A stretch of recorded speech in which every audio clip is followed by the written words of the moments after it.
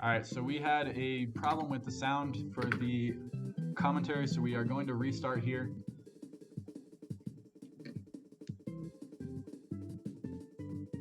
But I think it has been fixed now, so let us know if you can hear. Yeah, can you hear him? I could just listen to the stream. I'll listen to that. Yeah. All right, I can hear myself. Commentary should be fine now. Yep, we're good to go, guys. All right, cheers. Thanks for letting us know that soon and not 20 minutes in. All right, so I assume, yeah, both runners are ready. So I'll count yous in. 3, 2, 1, go. Okay, so there seems to be a bit of a delay on Denko Sekka's, but you'll see the timers so you know whereabouts they are relative to each other. So as I was saying before, when no one could hear me, I made a joke about the first trick of the game not being Lakitu-Skit, it being the text boxes, because I always forget that they're there. And I'll try and long jump up to the bridge and end up just trying to mash through text.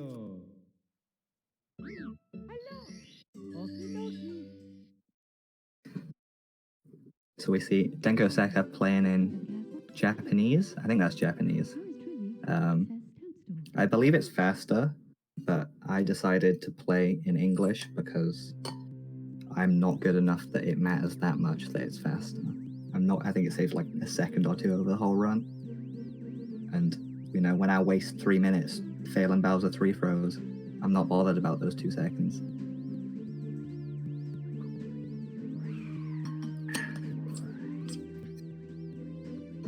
So as they hop out the pipe, first trick here, mashing through the text.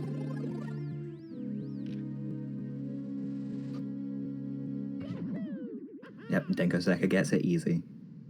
Alright, so the actual first trick, Lakitu-Skit. Oh, Denko doesn't go for it. Maybe he hasn't learned it.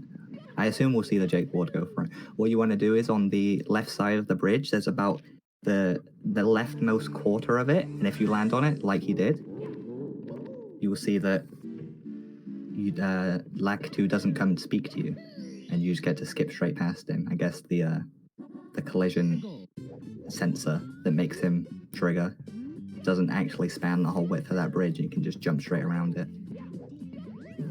So going into Whomps, first trick there's only one star in Whomps, so the first star is the one behind the gate. Will we see the good Jake? Oh, yep, the good Jake Ward is going for bomb clip, and he misses it. What you want to do there, ideally, is jump, throw the bomb, land, catch it as the bomb's exploding, and it gives you a bunch of backwards momentum. And then as you get up to the grate that the star is behind, you throw it in front of you and it'll push you straight through. And it saves having to go through the animation of chain chomp, jumping around, and destroying the gate. So still pretty close so far.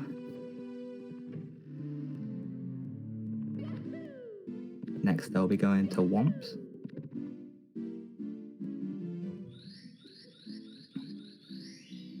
Seeing some clean overworld movement. A lot cleaner than what I did. I never really bothered to learn overworld movement. Just like the best way to move through the castle, I just kind of made it up as I went.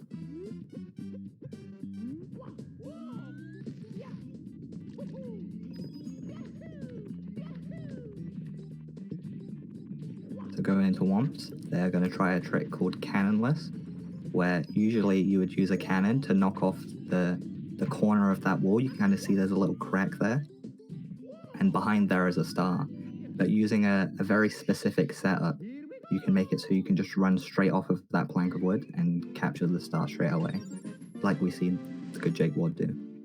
Denko Sekka also going for it, but missing it first go, falling down, having to run back up and try again.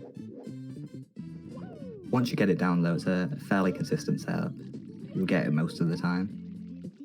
It's one of those things that looks a lot more impressive than it actually is.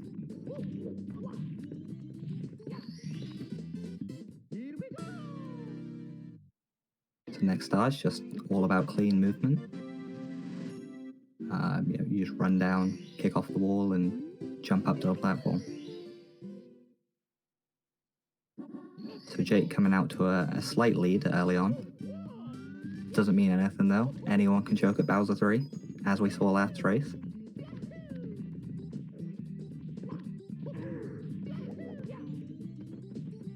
Next is to defeat the giant thwomp in the sky. Not in the sky. At the top of the fortress, I guess it is. And it's weird, while you're ground pounding, you actually don't seem to collide with the giant thwomp, and you just pass straight through him, which ends up being faster than trying to move out the way of him and then jump on him and ground pound. So I assume we'll see both runners go for that.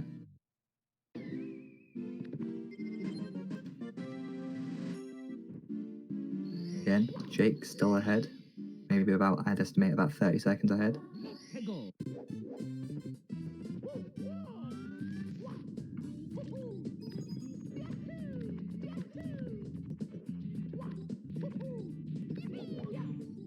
Alright, my stream keeps buffering. I'm commentating blind, guys. Alright, Jake going for the star at the top of the fortress. You just have to climb it as fast as possible. Misses the side jump wall kick, but he gets it the second time. And it's as simple as that.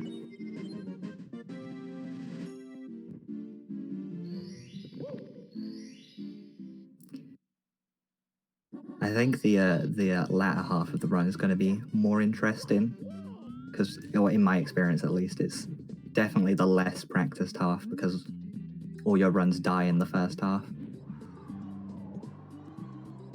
So you'll have tricks there. Apart from like the main trick, it's just like general movement. You're not as used to as you are for the first 8 or so stars.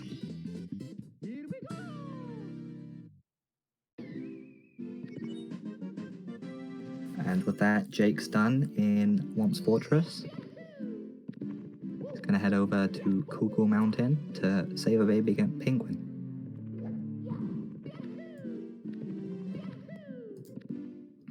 Alright, just to check my stream delay. I'm not too far behind, that's good.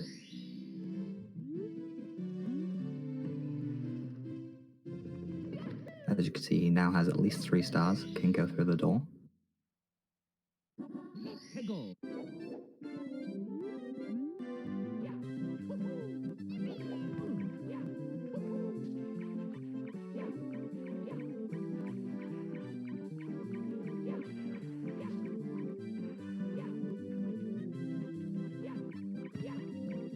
So Jake failing to pick up the baby penguin here.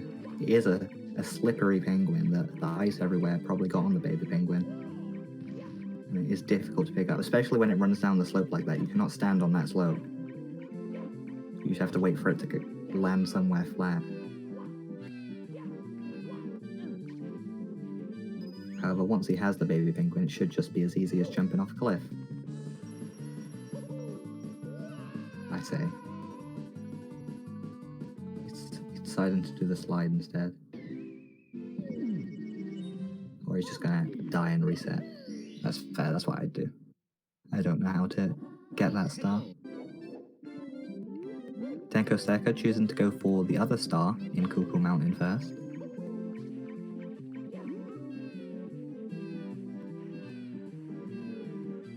And with that, Denko Seka takes the lead, 7 stars to 6. Second time around, Jake getting the penguin, getting down the mountain good.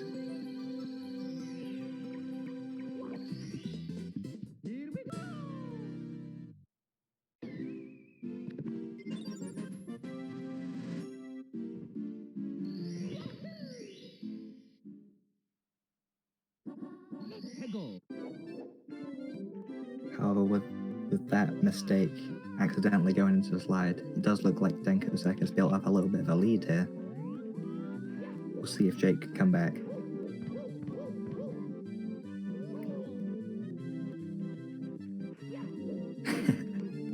Yeah, that is one of the most annoying penguins I've ever known.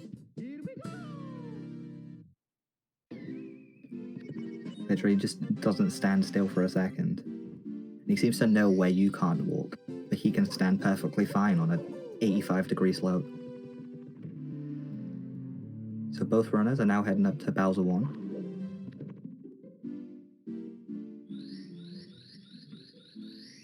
Very close together now.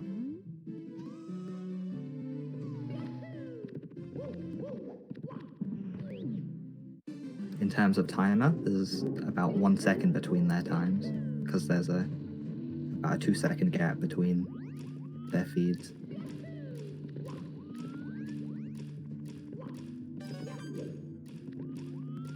Dingo Seka choosing to do, both runners choosing to do red coins here. Ooh, and a rough death for Dingo Seka.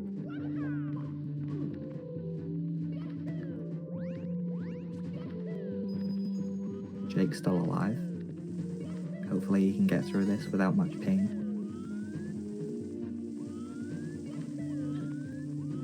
And we'll see how good these runners' Bowser throws are. See if they live up to mine. It only takes me like 10.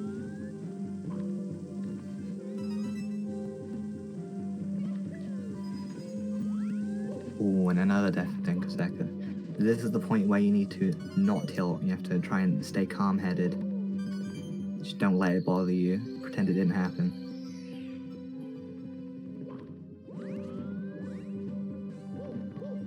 Yep, and Jake making it through, getting all the coins. So I'm not actually sure which star the red coins cuts out from bottom of the castle. We'll have a look at that later. Oh, and another death for Denko.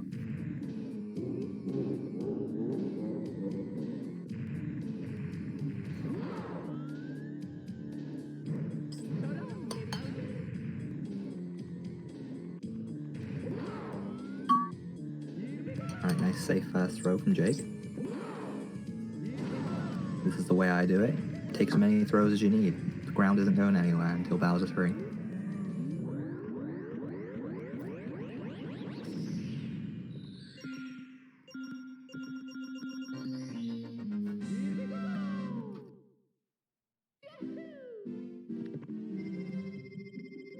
Dingo seems to be making it through a bit better this time.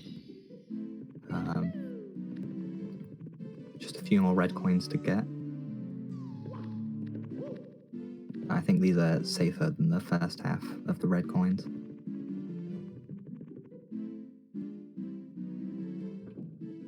Jake now heading into downstairs of the castle.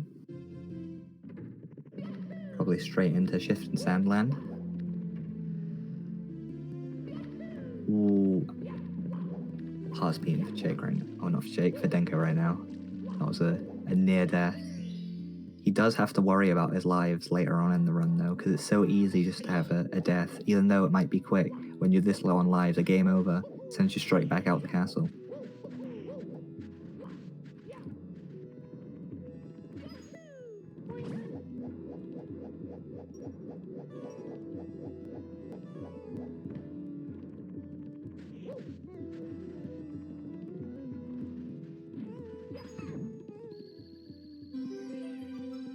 Denko making it through without dying this time.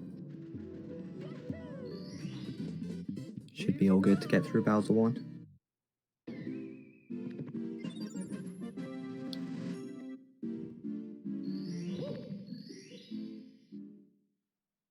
Yep, that was a nice throw. Someone's been practicing their Bowser throws. Jake with a pretty sizable lead right now though. However, in this run, anything can happen. Trying to get those BLJs and that final Bowser. There's a lot of room to choke the run away.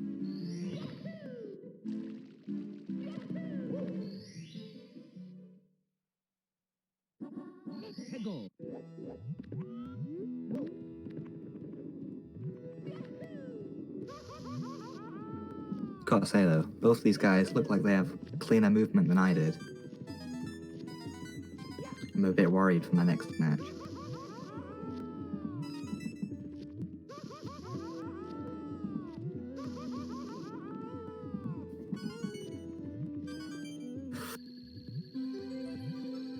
Jake almost dying there. Manages to save it. The coin gave him more health.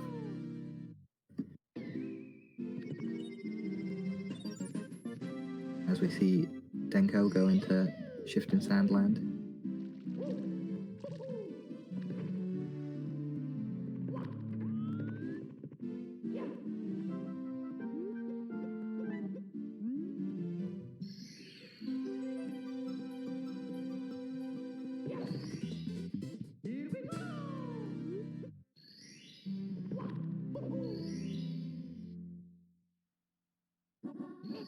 So Denko just waiting around for that Talon Star to come back to him so he can grab it off of the bird.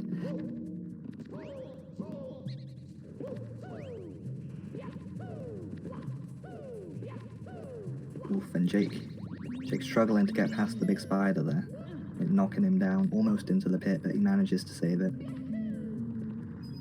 Decides to go for a different star while he's over on the other side of the stage, since he has to get them all anyway.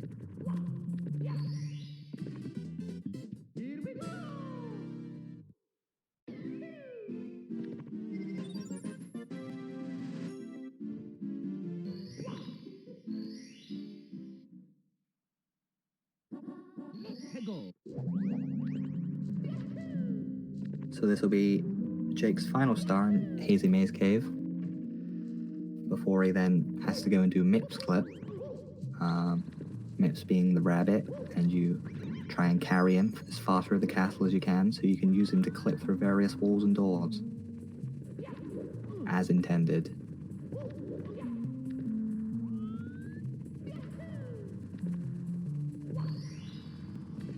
Denko 3 stars behind, but like I said, once it gets to upstairs of the castle, anything can happen. Those BLJs are not easy to be consistent at. You can waste many minutes trying to get them.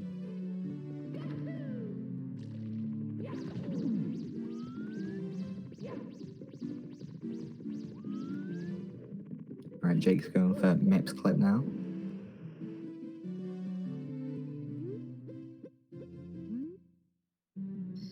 Ideally, what you want to do once you have the rabbit is line yourself up with the door, as we'll see him do.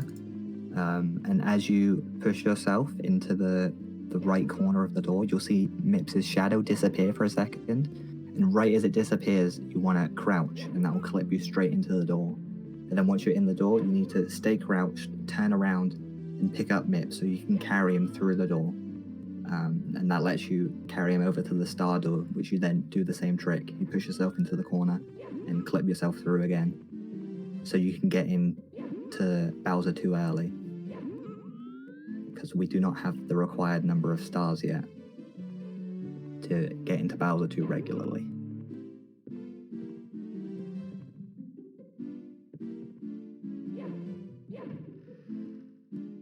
Alright, Jake's inside the door. Ooh, doesn't get the re-grab though.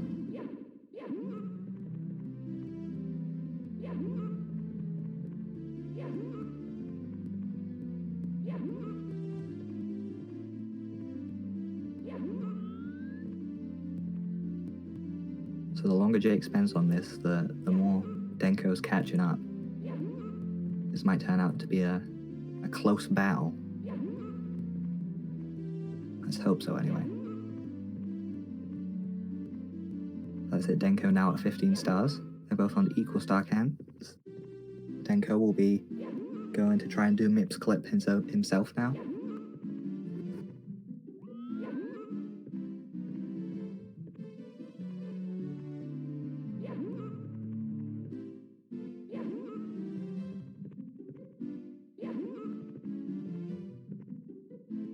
And a nice grab from Denko on the rabbit.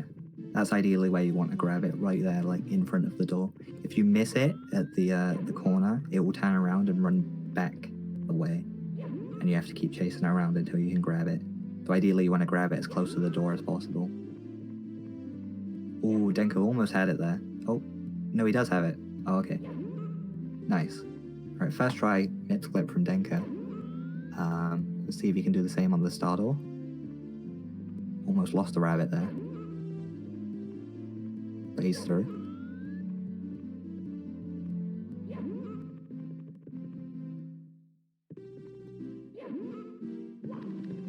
out into this stage that I'm not quite sure of the name of. However, it does get very laggy, as you may have seen from the previous race.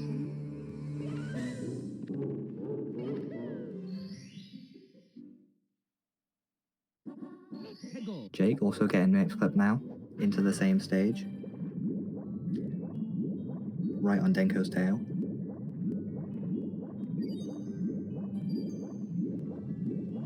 Yeah, as you can see, Denko's slowing down, and that's not because he's bad at swimming, because there's so much lag in this area. Not sure why. It does make it difficult to swim efficiently, because there is a rhythm to swimming. You don't want to just mash. There's like a set pace you want to go, but with the lag, it's very difficult to stay at that pace because you have to account for the lag itself. Denko failing to get up the back of the sub. It is slippy. You have to, and you can either like, double jump dive or triple jump, or you can just kick straight up it, but you can't dive on that. Jake also missing the back climb up the sub.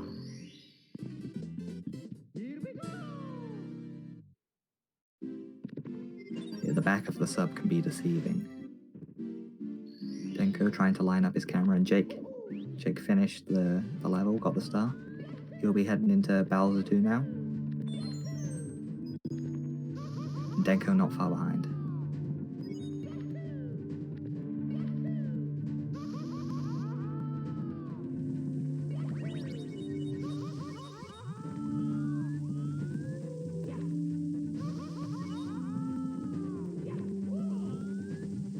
Oh, we see Jake go for a little skip.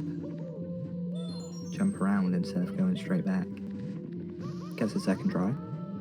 Did not know you could wall kick up there. Huh.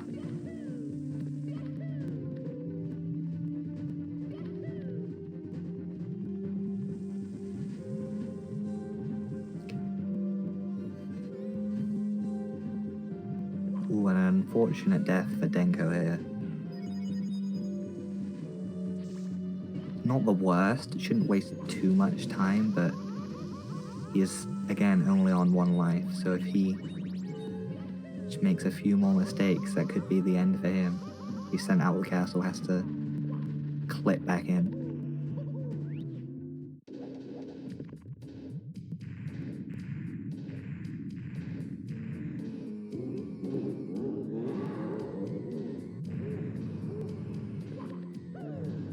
Now, sometimes it may look like we just suck at movement.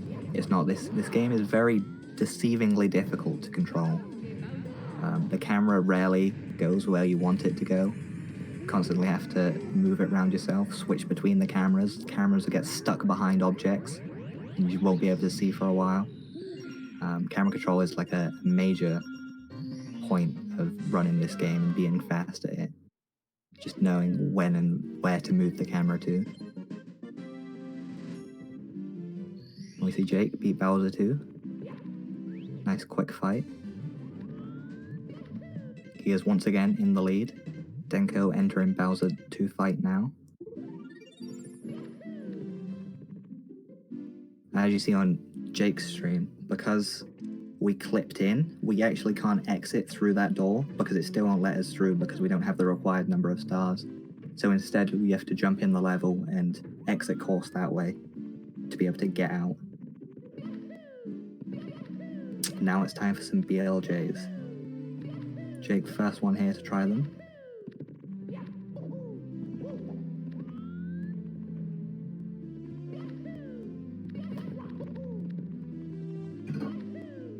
We may be here a while.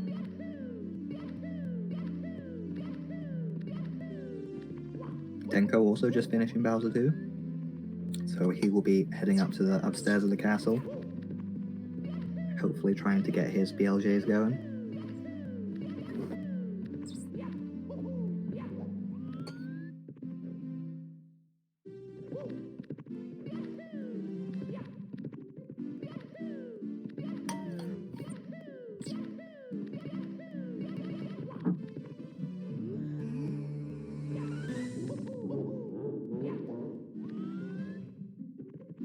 Alright, Denko now at the stairs.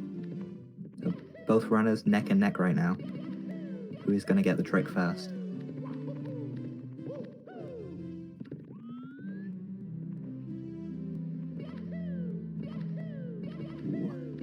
Denko looked like he might have had the speed for it, but dropped the long jump there.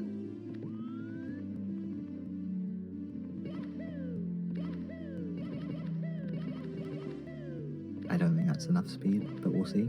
Nope.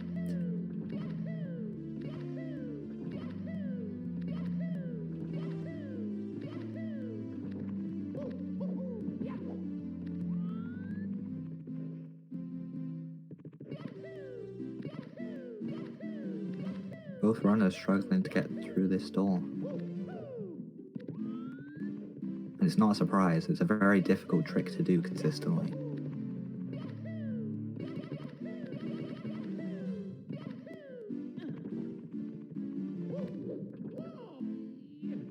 Ooh, that should be enough speed for Jake. Yep, and he's through. So just one more. And Jake will be into Bowser 3.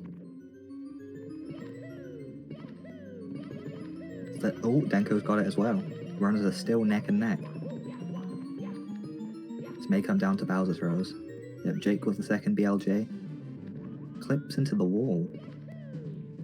I was worried for him there. I thought he might be stuck.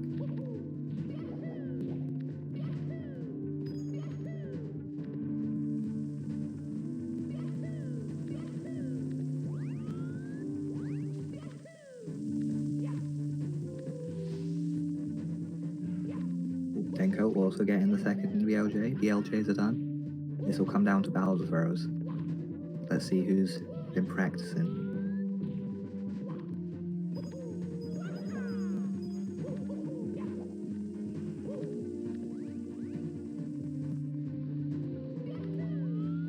It's what we like to see in these races.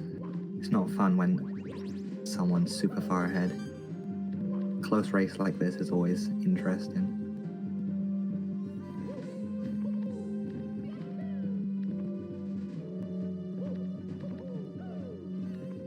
Ooh, and a rough mistake from Denko, jumping straight off the stage.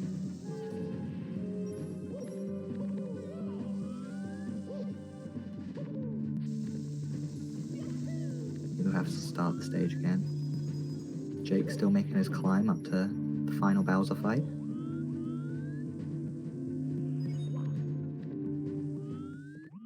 Ooh, and he also makes a mistake. However, not quite as costly.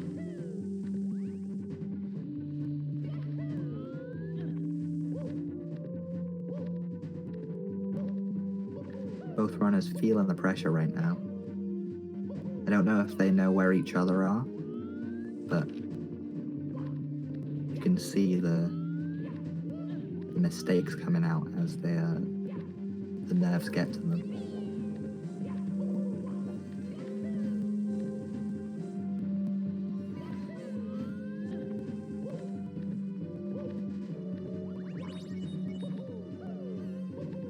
Denko taking it safe through this section. As Jake just jumping through.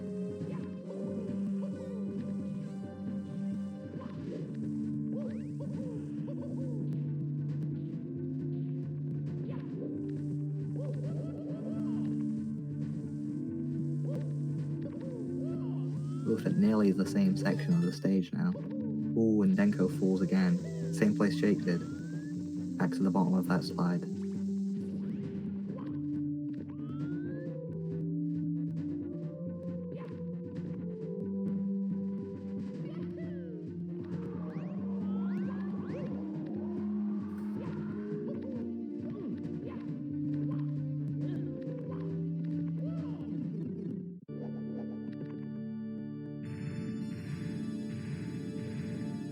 And Jake will be the first to enter Bowser 3. The fight, not the stage. Let's see how good his throws are.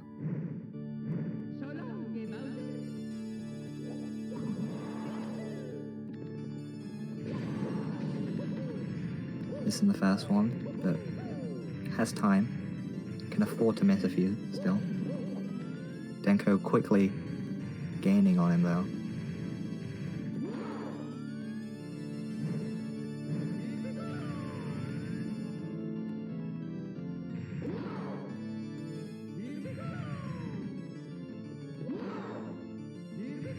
And that's Denko into the Bowser 3 fight. Neck and neck, everyone. Jake choosing to walk him into the bomb for the first hit. That's fine, it's much easier to keep re-grabbing like that. And Denko, solid first throw. Straight on the bomb. This is a very close race right now.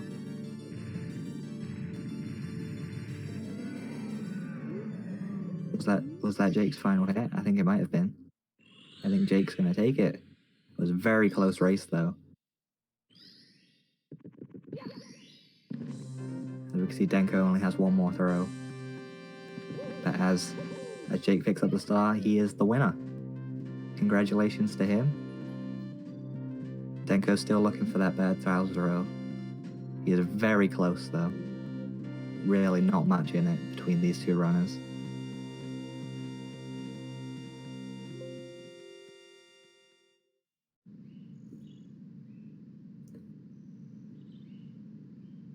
.39.38 is a very solid time for a no reset run, a race run.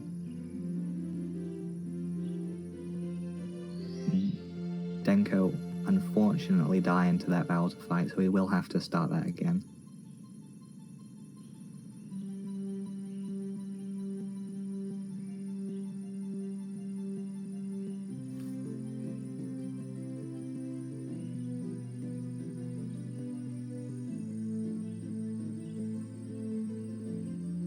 We'll let Jake calm down for a bit, lower his nerves before he hops back in on commentary. Congratulations to him again. It was a good race between the two. Very close.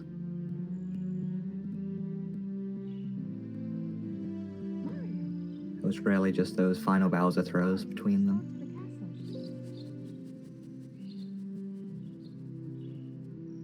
And it's all thanks to you. Thank you, Mario. We have to do something special for you.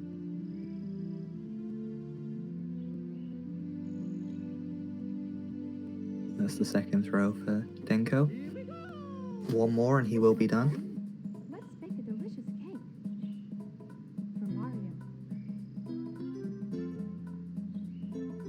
And that should... Oh, very slightly off. I thought that was it. Mario.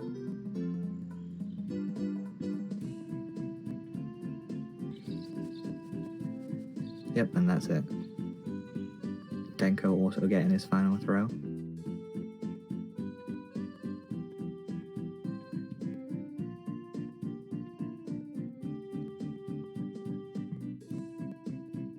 Denko finishing with a respectable 32 minutes flat. Still a good time. I think it was some rough errors that I know would have tilted me a lot if I'd died over and over. It's very respectable for him to come back from that. Congratulations to both runners. So the good Jake Ward will be going through to the final versus me, and Denko Seka will be going into the consolation bracket against Grave Ash, which should be the race coming up next.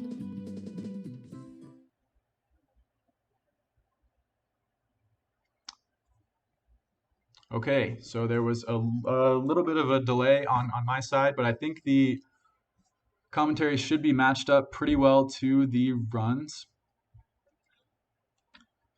So right up here at the beginning, we have about a 1 minute cutscene, and both players are on that.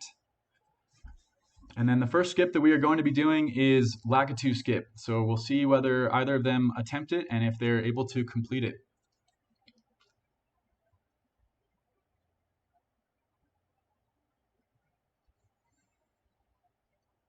So we have about 20 more seconds of Lakitu flying around with the camera until finally our beloved Mario is going to come out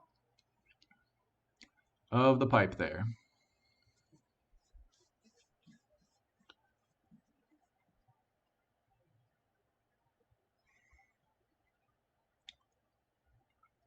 All right, so Grave Ash seems to be off to an early start. He attempts Lakitu skip but does not get it. Let's see if Keelan actually does get Lakitu skip. So that is going to save a few seconds there. And he'll be the first one to move on to Bob-omb Battlefield.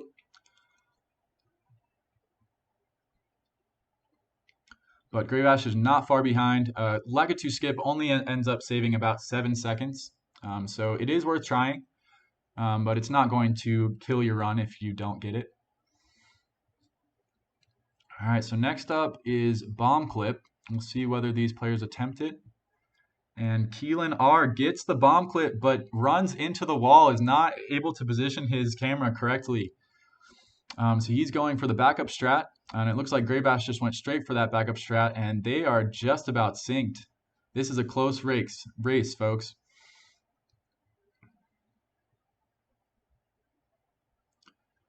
And they will both go for their first star, and they get it at about the same time. So we are neck and neck right now. This is going to be a good race. So next up, these players will move over to Whomp's Fortress. They will spend a significant amount of time there. They have 5 stars that they need to grab there. And they should be extremely quick stars, but we'll see what happens.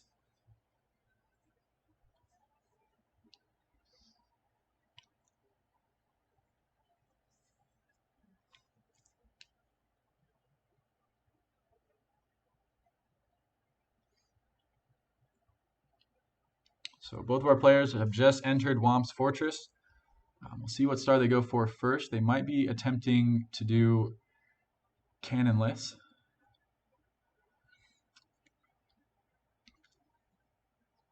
Looks like Graybash is going straight for the, what's this one called? Something about blue. I need to be more well informed if I'm going to commentate these matches. And then Keelan is going for Cannonless. It looks like he's got the setup pretty well. We'll see if he gets it, and he gets it. So both of those players get their second star right away. Keelan probably has the advantage at this point because he's knocked out Cannonless, which is a hard one. So it's nice to get that knocked out right away. At least it can be hard to get that set up right. And it looks like Graybash is now going up to the top to battle the giant Whomp up here. As Keelan grabs his third star.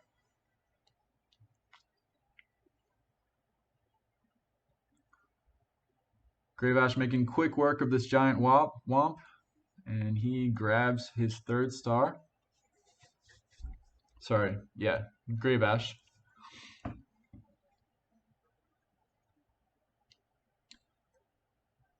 We are still neck and neck, both at 3 stars. And now Keelan is on his way up to the giant Whomp.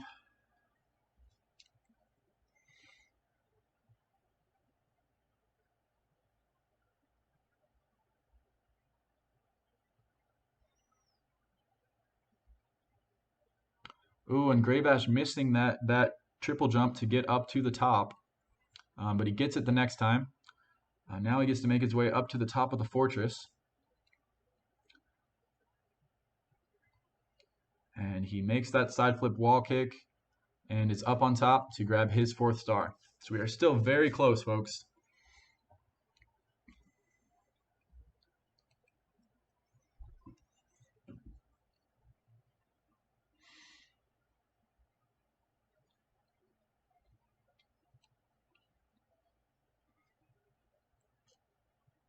Ooh, a fall there from Keelan as he tries to do that triple jump up to the top of the fortress. He does get there. Graybash is now attempting to get the Owl Star. And he makes that leap perfectly and grabs that 5th star for him. We are completely synced up at 5 stars.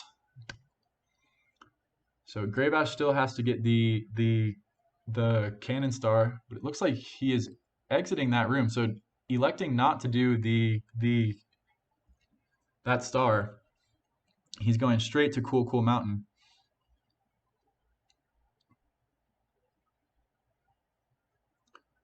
So we'll see what star he gets instead to make up for not getting 6 stars in Whomp's Fortress. But we now have 6 stars for Keelan. And Graybash is attempting to get the Penguin star now. So we'll see if he can make this slide. Makes the first jump. Let's see if he gets this next jump. And that was a perfect slide. Graybash grabs his 6th star, and Keelan is right behind him, now moving over to Cool Cool Mountain.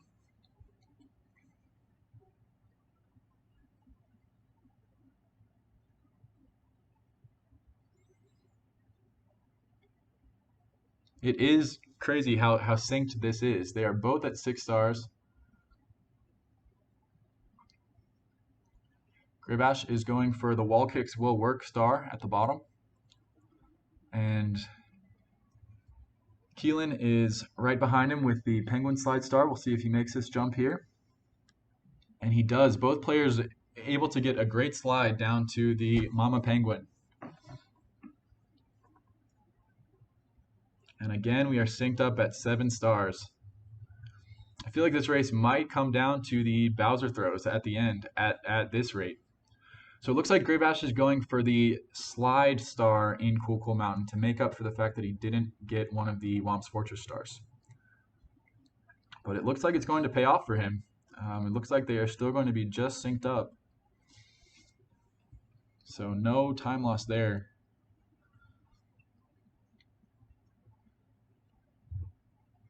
Keelan is going for the Wall Kicks Will Work star, making sure to go very slowly. Oh, and a fall there off of the ledge. That is not something that you want to happen. Oh, and another fall all the way down. That will cost him some time. We're starting to see our first real lead as Graybash has gotten his 8 stars and is now moving on to the first Bowser area with his 8 stars.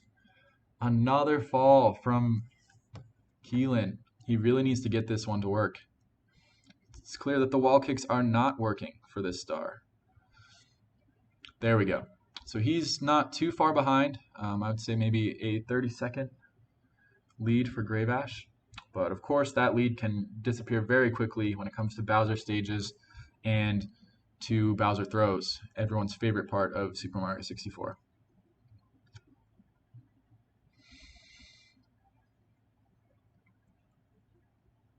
So I'd say Graybash is about halfway done with this first Bowser level.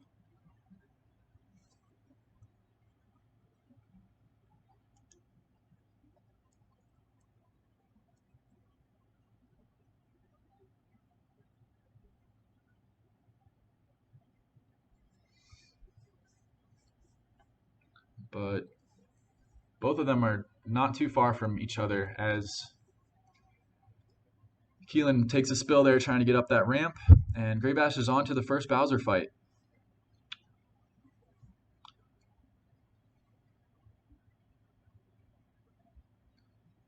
And he misses the first throw, but he will be able to grab him again and try again. Luckily, Bowser did not slide off of the map, and he does get that bomb hit.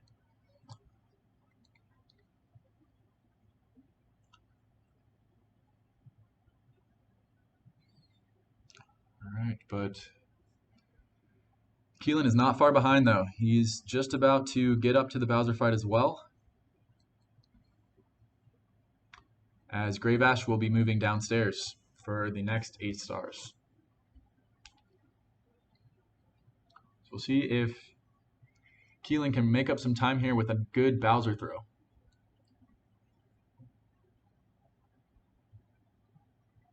And he again misses, but not quite by as much. He should be able to finish that up pretty quickly, and there we go.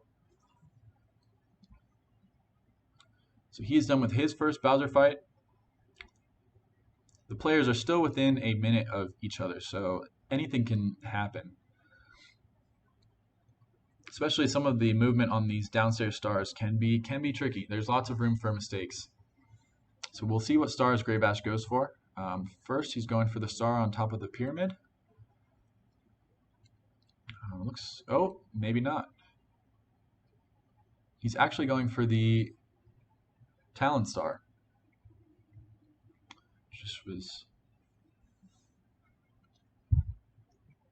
So he gets the Talon star. Thank you, Science Chub. I try. I don't have a ton of commentary experience, but hopefully this is decent.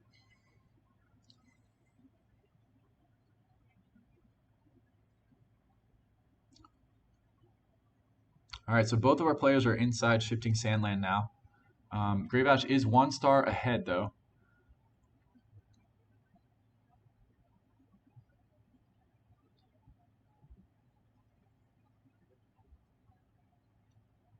Not sure where Grave Ash is going right now. This seems to be an interesting stat. Okay, he went up to the pillar. So that was an alternate way of retrieving that star at the top of the pyramid.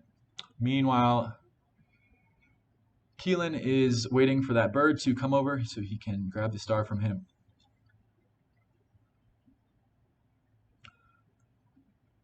Grave Ash is into Lethal Lava Land now. He's going to attempt to get the Red's star, I believe. Yep, looks like that's what he's doing.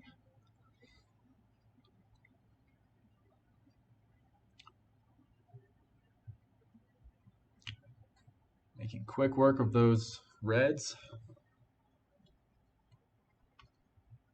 He is 2 stars ahead now, so the lead is starting to widen. There's definitely still room for someone to catch up, but we'll see what happens. As Grave Ash is now over to Hazy Maze Cave. He'll need to get 1 star inside there before he can get the Toad star, which will bring him up to 13 once he accomplishes that.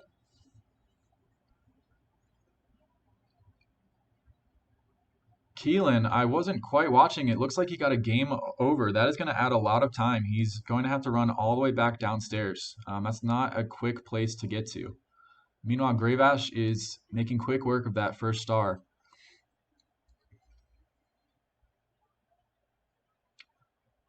The lead is starting to widen for Grave Ash. He now goes and grabs the Toad star after punching him once in the face. It's not necessary to grab the star, but does not hurt.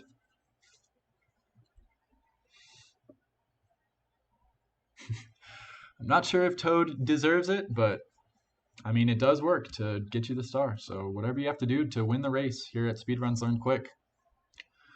So we're now seeing the Reds from Keelan in Lethal Lava Land. He's still going to have to get 1 more star before he gets the Toad star himself. And Grave Ash is just flying through Hazy Maze Cave.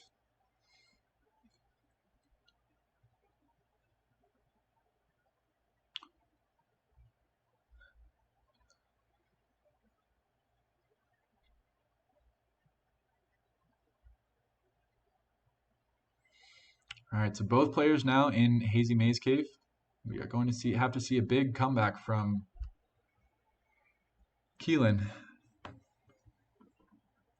All right, Grave Ash is now trying to clip through the floor with the elevator. He does get the clip and gets his 15th star, but he falls off into the water. Does he know how to get back up?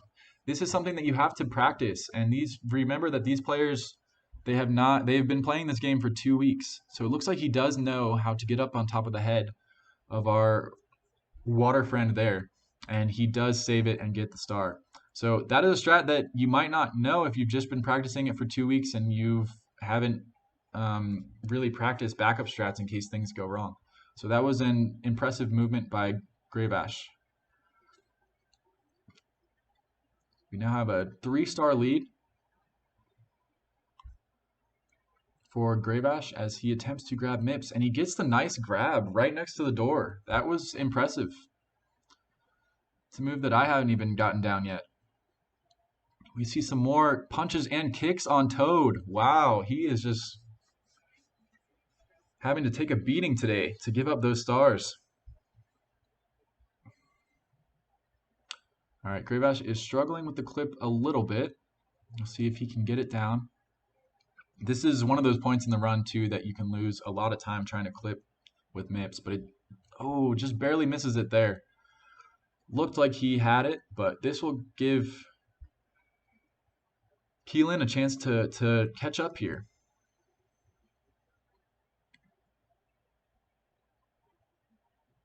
As he goes for the Rolling Rock Star.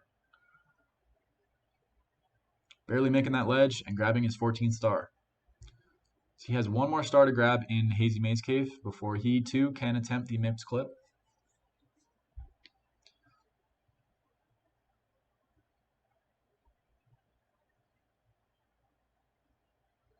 And Gravash just cannot seem to... Oh, he finally did. Finally gets MIPS through the door. Now he can move on to the Star Door clip with MIPS, which is a lot more forgiving. It's not quite as hard to get as the door one. So misses it the first time. Let's see if he gets it this next time.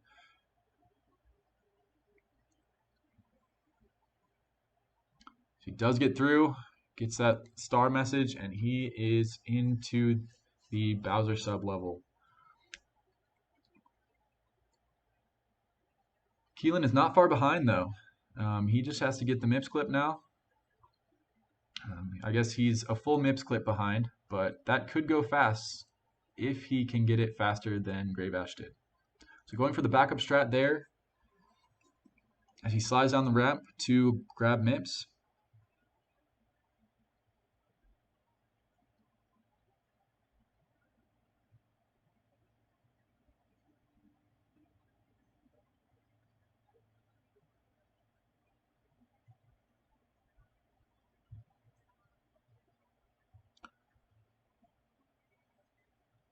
And Gravash is on the back of the sub. He'll need to do some pretty good... Oh, there he goes. Gets some kicks in there to get up that back of the sub. You do have to do special movement there so that you don't slide down the back, but he makes it look simple. So now the Bowser level has spawned for him, and he's on to the second Bowser level. Keelan gets the MIPS clip though, and is just a Bowser sub away from being right behind Gravash. Ooh, Gravash gets burned there. I don't think he meant to do that. Gets burned again. But there is a heart there, so you can refill your heart. Let's see how he gets up to the top. So trying to use the lava boost, just barely misses. But goes for it again and gets it the second time. Now I have to go up this pole here.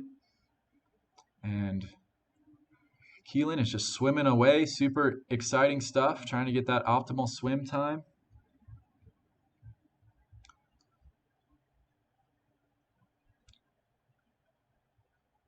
And we'll see if he can make as quick work of the back of this sub. The movement can be tricky here. And you also have to deal with lag. This level lags a lot. I don't think that was enough, and he slides down the back of the Bowser sub. He was turned around. Didn't quite get the best angle on that. This angle is looking better, but he falls off again. Meanwhile, Gravash is about to enter the second Bowser fight.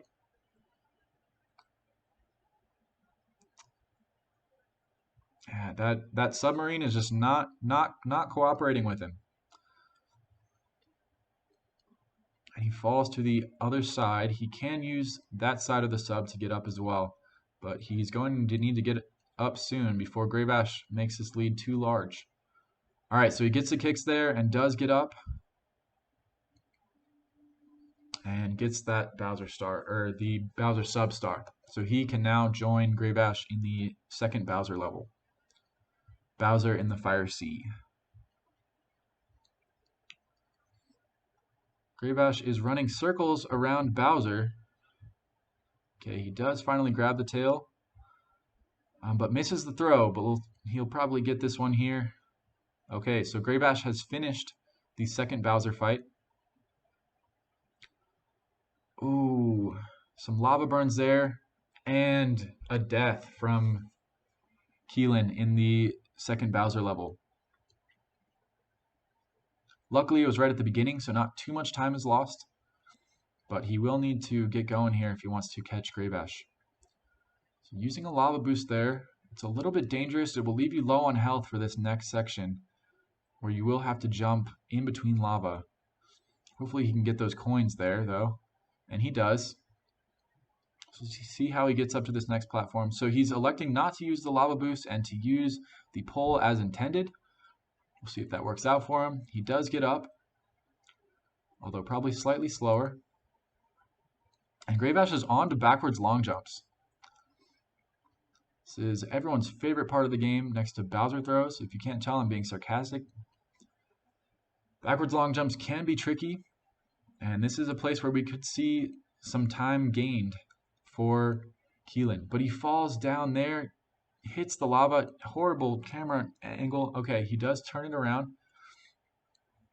We'll see if he can finish this level and catch back up with Graybash.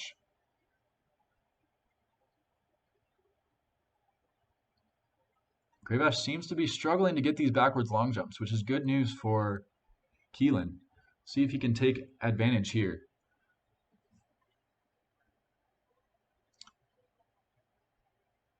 He's electing to go through and try to get the wall kicks. Not sure what's going on with this. Okay, he's up.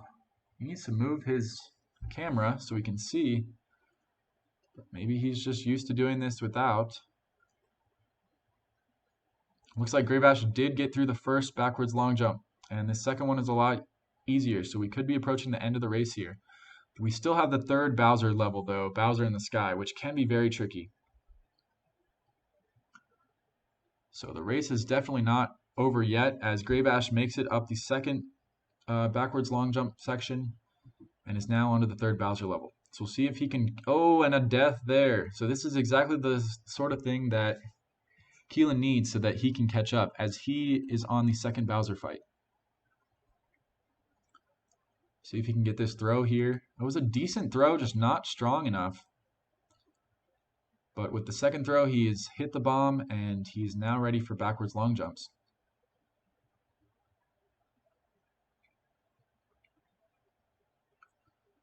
Graybash is working his way through Bowser in the Sky. Seems he's learned from that first death and is going a little bit more carefully. See if he can get...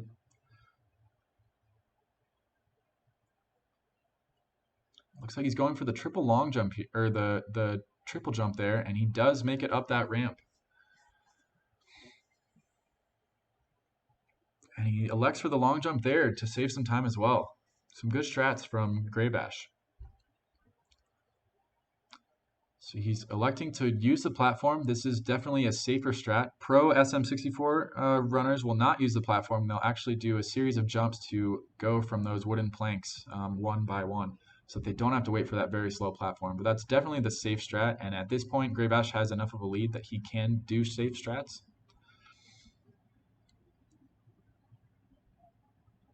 At this rate, Graybash should be well under half an hour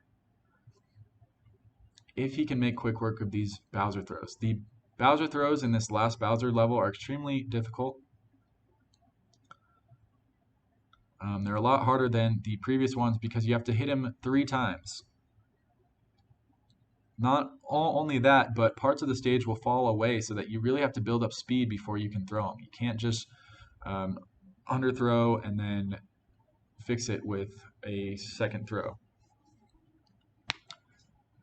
All right, so it looks like I was watching Graybash's screen too much, but we now have both of our players in the Bowser in the Sky level.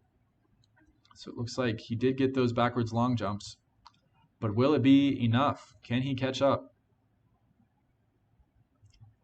So Graybash does miss and throws Bowser off the platform, so that will allow some made-up time here.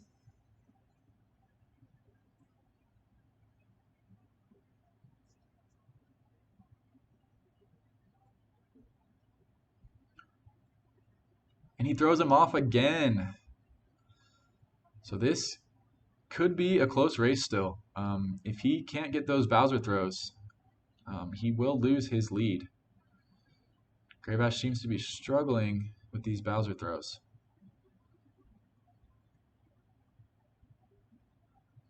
Not sure where to point his camera. He loses his speed, has to build it up again. Does a very short throw. He might just be trying to go short till he can get it closer. Yep, it seems like that's what he's doing. So as he's closer, he won't have to spin quite as hard to get this bomb throw. So that might be the smart strat there. We'll see if it pays off. And he does get that bomb hit. See if he can get the next one here.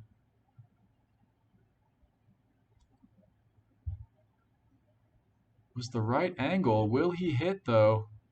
and he just falls barely short.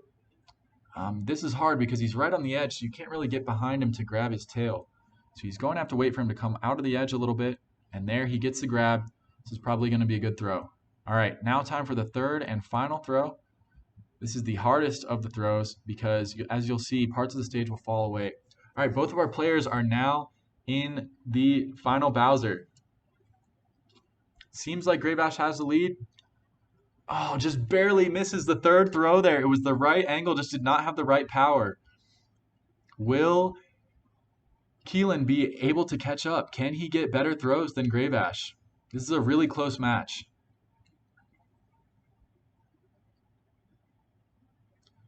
Graybash barely misses right for that third bomb throw. And he gets hit by Bowser. Health could become a factor here. A death by Graybash here would be very costly. His lead would all but evaporate. Keelan is on the third throw as well. This is anybody's race.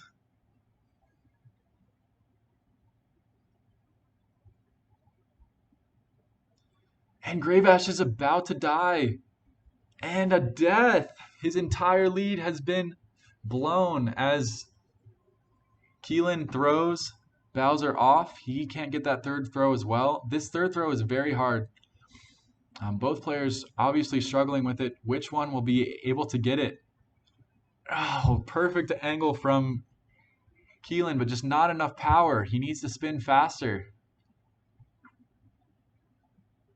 And now he can't pick up Bowser because his tail is off the edge. He has to wait for him to move.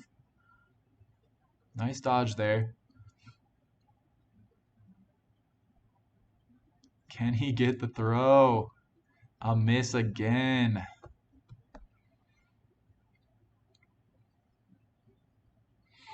Will either player break the half-an-hour barrier? I agree, this is very stressful.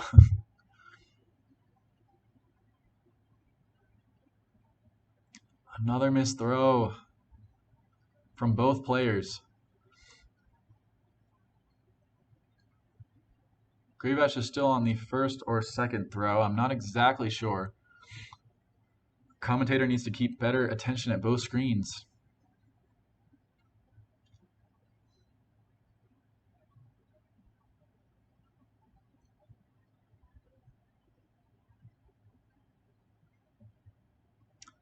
Another miss from both players. Okay, Graybash does get one hit.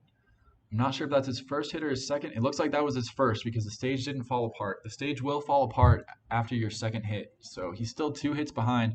All Keelan has to do is get the throw, and he does. I believe that was a third throw. All he has to do is grab the final star, and it looks like this match is done. A huge comeback from Keelan. And it looks like he is going to break the half-an-hour barrier. Wow, 29:51. What a race. That was so entertaining. I've watched a lot of Super Mario 64 races from pro racers, and this was probably one of the most entertaining that I've watched. And we're looking at people that have just been running the game for 2 weeks. That was so impressive. So it looks like Graybash is going to try to finish this out. We'll see if he can get this third throw. He has a really nice position right now, but he does not get it.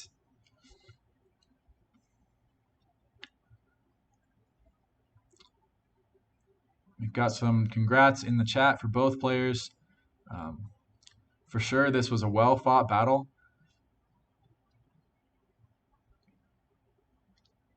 And I appreciate Graybash trying to stick it out to the end. And get this last hit here.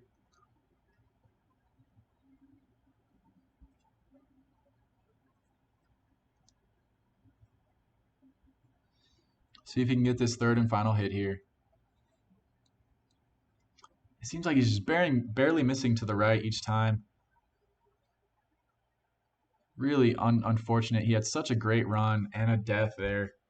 He for sure had the superior movement in the earlier parts of the run, but this is one of the things that makes this game such a great game to speedrun, is that anything can happen with Bowser throws. It's a huge factor. Even the professional Super Mario 64 speedrunners do miss a Bowser throw now and then. So it's not an easy task.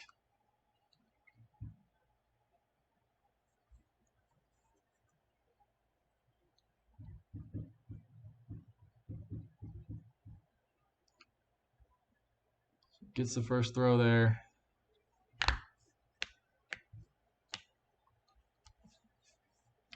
Changes his camera angle, is now going for that bomb over there. Goes for the short throw, and he'll clean it up with the second throw right here.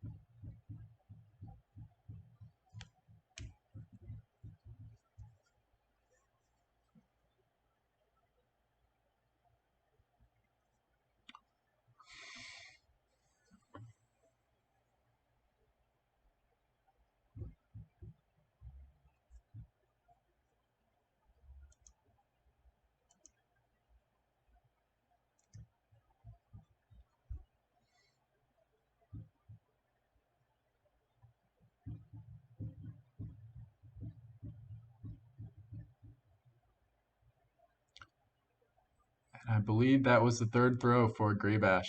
So I think he did just finish with a final time of 33 minutes and probably 18 seconds, 19, 20. 33 minutes, 21 seconds. So congrats to Graybash for sticking with it and getting that final Bowser throw. That was a hard-fought match from both players. Thank you so much. And so you will be seeing more of Graybash. He's not out yet. He will be competing in the third place race, which will be just in a little bit. And Keelan will be moving on to the finals. So congrats to both of these players. I'm now going to go off mic as I set up the next race, which will be between myself, the good Jake Ward, and Danko Seka. So stay tuned for that. Okay, so it seems like there is a delay, but both of our runners are started now.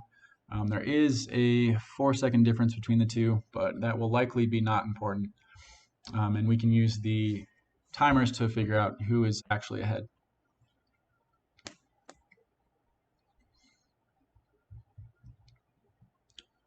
So both of these runners had very respectable times in their respective races. Both of them came down to the Bowser throws, basically. So they were extremely close. So I'm excited to see how they do against each other.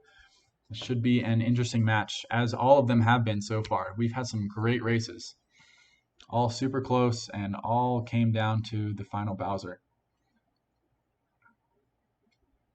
So Danko is going for the bridge. He does not attempt Lakitu skip, which only saves about 7 seconds, so that might be smart. You do run the risk of, when you're doing Lakitu skip, of falling down into the moat, which adds a ton of time. So sometimes it's just safer to go. But Graybash gets Lakitu skip perfectly. That was an interesting angle, but he manages to pull it off. So both of our players are now over into Bob-omb Battlefield, and they're pretty much tied. We do have a 3-4 second difference just in the streams, but as far as the times go, they are basically tied. So Danko not wanting to mess around with bomb clip, just going straight for the pole. Graybash is going to attempt bomb clip. He picks up the bomb, but does it too early, so he does not get that backwards momentum, has to go the backup route. But again, these runners are neck and neck right now. Probably a few seconds between the two. So Danko might have the slight lead because he didn't go for bomb clip. But both of our players have their 1 star and they are on their way. Oh, and it looks like Danko might have hit save and quit, which is unfortunate because that did not save his 1 star. So he's going to have to go back. He doesn't have to do the Lakitu cutscene again, but that will add some time. That could be a costly mistake. Meanwhile, Graybash is going straight to Womp's Fortress, and it seems like Denko did save the 1 star. He must have just accidentally quitted. Did not quite see what happened there, but these runners are still neck and neck. That did give Graybash a chance to make up for missing Bomb Clip, though.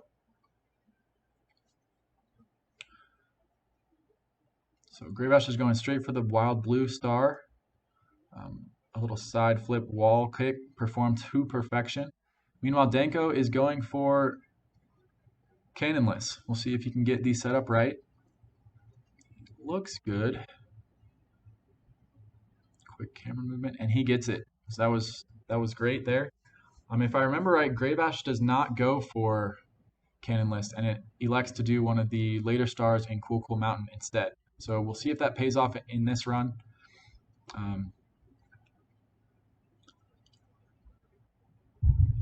But both of our runners are at 2 stars. Graybash is having some trouble with this triple jump right here to the wall kick, but he does get it and is now up to face the Womp's Fortress boss.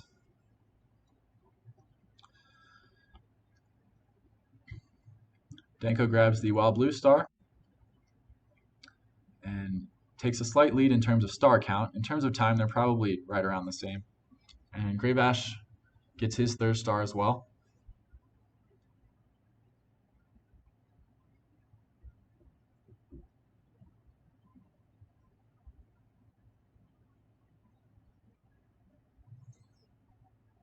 Denko going for the triple jump, doesn't get it. Elects for the side flip wall jump, which in my opinion is harder, and doesn't get it, but he does get the triple jump the next time. Graybash, meanwhile, is going to the top of the fortress. He'll attempt a triple jump of his own and gets it first try. See if he can get this side flip wall jump here. And gets it to perfection.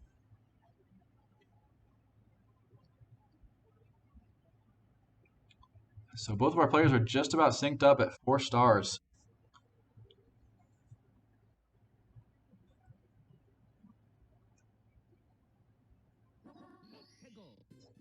Let's see if I can pump in a little bit of game audio here.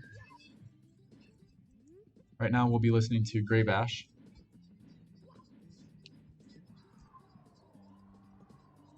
As he goes for the Owl Star.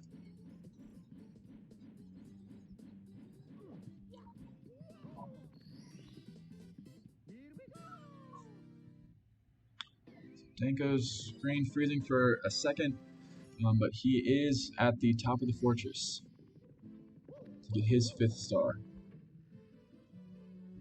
And then Denko will stay for 1 more star in Womp's Fortress. He'll get the 6th star there, while Graybash will elect to go to Cool Cool Mountain. He'll get 3 stars there instead of 2. I see the chat is happy about the game audio. I'm sorry that was missing in previous runs, but we do have it now.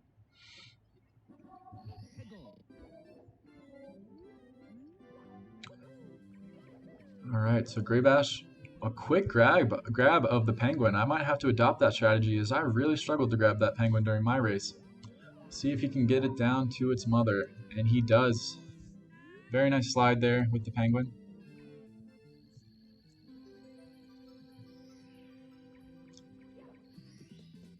And Denko is now moving on to Cool Cool Mountain after bonking into the wall there.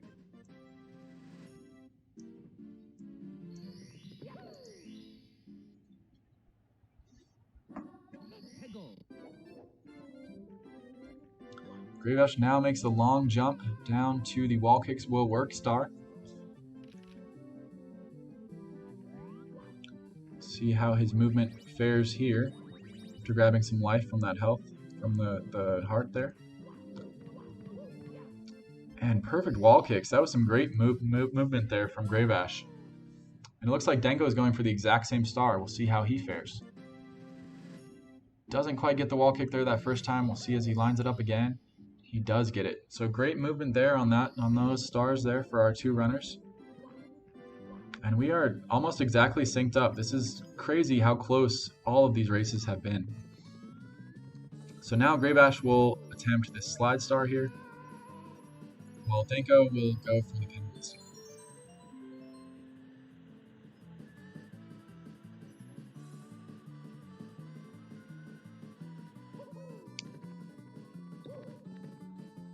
Denko barely making the jump there. Drops the penguin for a second, but gets it back. Both of these players are going to grab these stars at very similar times. We are just about synced up. This is crazy. So now both of our players will enter into Bowser in the Dark World. Their first Bowser fight will wait at the end.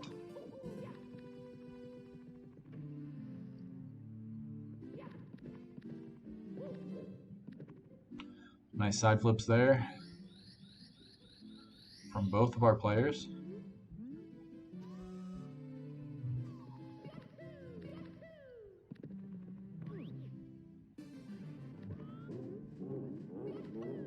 So if I remember right, Greybash does not go for reds here. He elects just to finish the stage. We'll see what Denko does. I believe he had some deaths in this stage in the last round. But it looks like he's still going for reds. And if he can get reds without dying, it will save him a bunch of time, as Greybash will have to get an extra star that Denko will not have to get because he gets the red star here. And the pro players all get reds here for that very reason.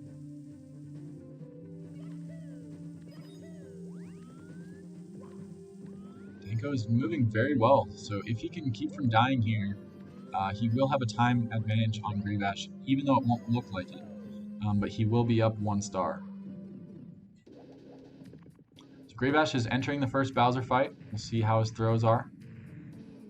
If you remember, it was just throws that was ultimately led to his demise in the first round. He did have the lead by quite a big margin, but throws ended up besting him.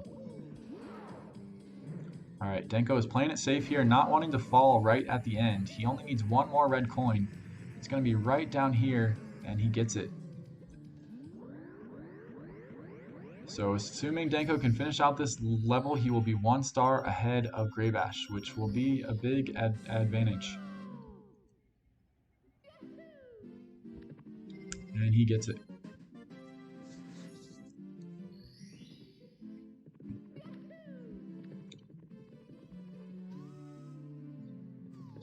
Denko will be hoping for a quick Bowser throw here to finish this Bowser off as Greybash heads downstairs.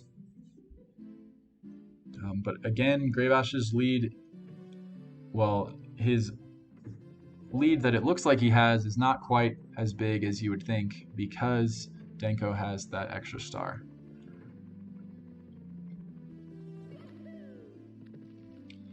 Denko making quick work of the Bowser. And he'll be on his way downstairs as well. Greybash sliding down as he's trying to jump up to get either the star on top of the pyramid or the Talon star. Looks like it's going to be the Talon star. So he'll wait for that bird to come over with the star and knock it out of his hands.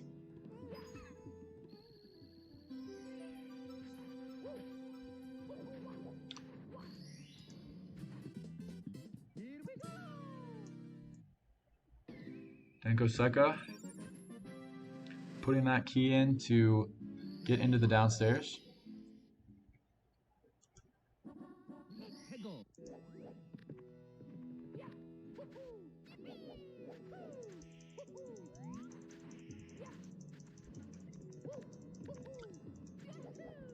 Greybash with a nice triple jump to get his 10th star.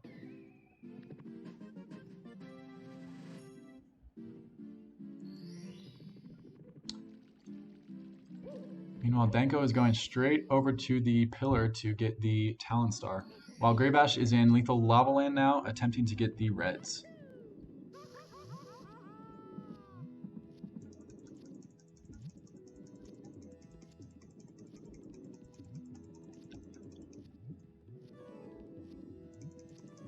Looks like he burned himself. He was waiting there for a second. That might have just been the stream freezing.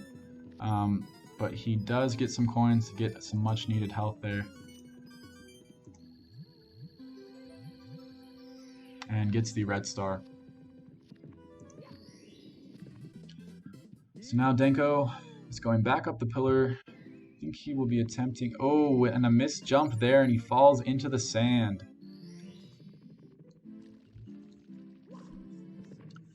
So Graybash is going to enter Hazy Maze Cave with one less star than Denko will. So Graybash will get 3 stars inside Hazy Maze Cave, whereas Denko will only have to get 2. But first he needs to get this pyramid star. I don't know if he knows that he can go around the left and triple jump up into it, but he's electing to go for that pillar instead. He does get the star eventually though. We'll see how much of a lead Graybash has, as they are tied for stars right now.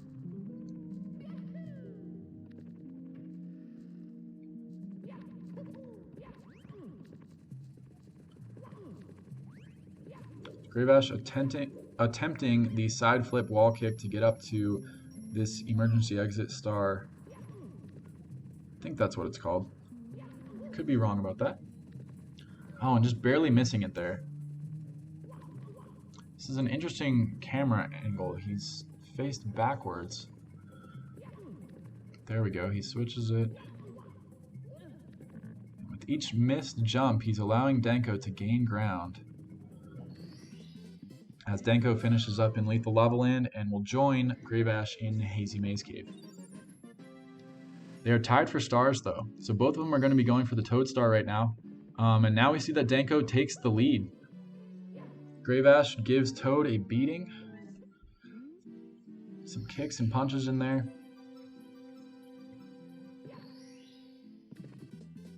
And Denko is in the lead by a few seconds. Then again, there is a 4-second difference between their streams, so it's actually probably just about tied.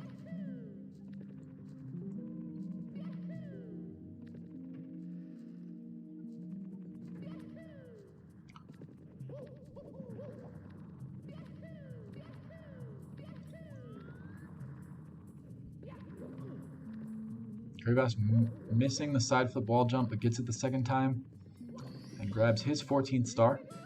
Meanwhile, Denko grabs his 14th, almost at the same time. So now Graybash will have to do one more star in Hazy Maze Cave, where he will have to use an elevator to clip through the ground and grab a star that way. It is longer than the star that Denko has left though, so we should see Denko take a more significant lead here in just a little bit.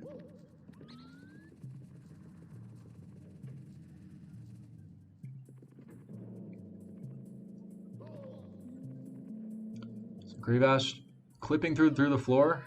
Nice fall there and grabs that star. They both grab the star at the same time on stream, but Graybash does have a small lead if you look at the timers.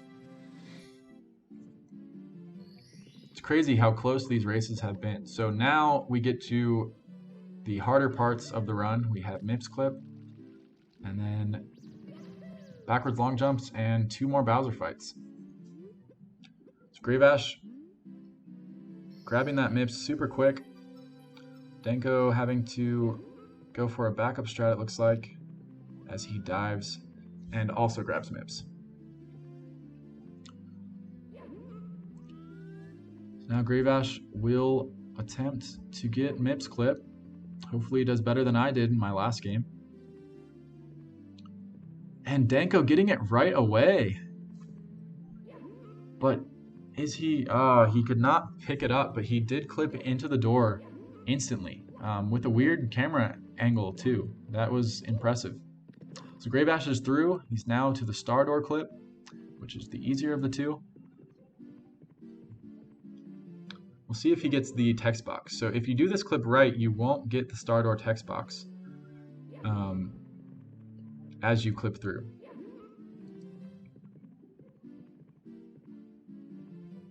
Graybash seeming to struggle. Oh, never mind. He gets through and does not get the text box. So that was a nice clip there. Denko is through as well and gets through the star door first try. So again, they are neck and neck. Grave Ash with the slight lead. Probably 10 seconds or so. It is extremely crazy how close all these races have been.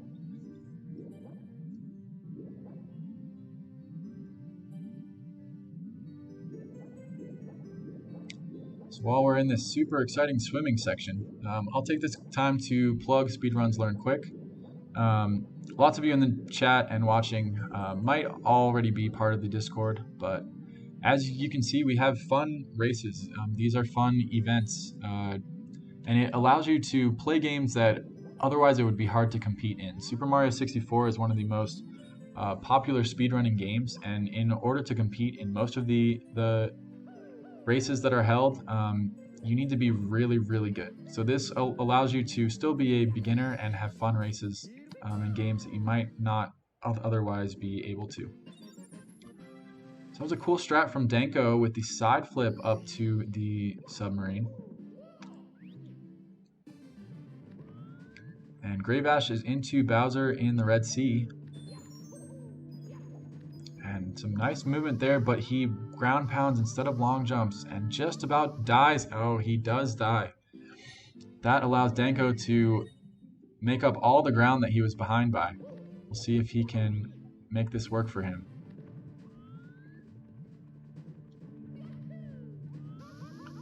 Danko using the lava boost to get up to the pole perfectly. Grave Ash again getting burned a little bit. And he dies again. So Grave Ash, who did have a slight lead for a while, dies twice in Bowser in the Fire Sea. See if he can make up that time. Seems like this race as well is going to come down to backwards long jumps and Bowser throws.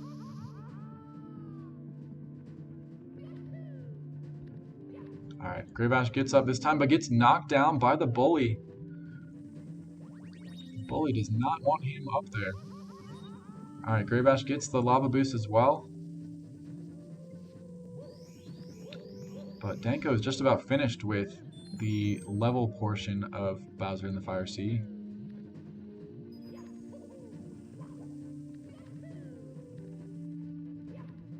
And will now enter the Bowser portal.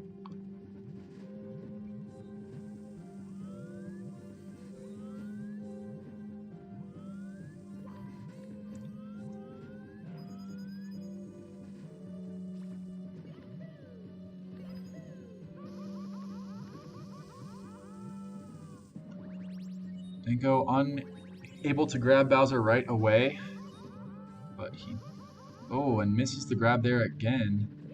But he does get it as Bowser shoots some fire.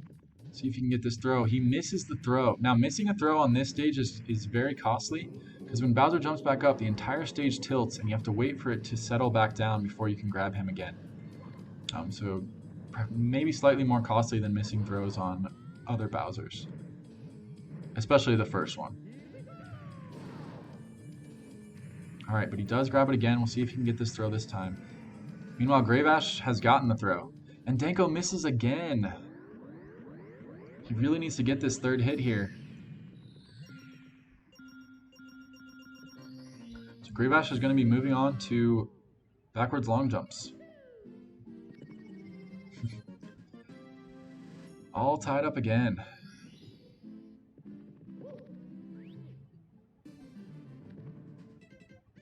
Alright, we'll see if Danko gets this throw. There we go. Plays it safe. Not too much power. And gets it this time. So Grave Ash does have maybe a 30-second lead. Maybe slightly more. But Danko is not far behind. And as we know, anything can happen as we enter into the backwards long jump section. Grave Ash might have just gotten it first try, a first try backwards long jump. It is going to be tough for Danko to come back. That was impressive.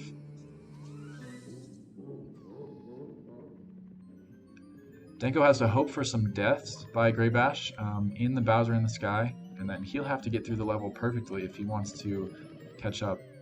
But then again, we do have Bowser throws, and those can alter the race a lot. Alright, Danko attempting the backwards long jumps here.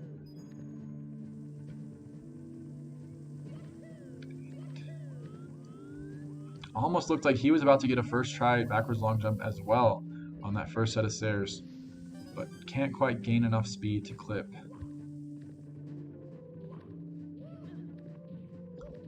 And he gets it second try. So great backwards long jumps from both players. He is still in this, not wanting to go down without out of fight. This is still anyone's ball game. Graybash with the kicks up that ramp.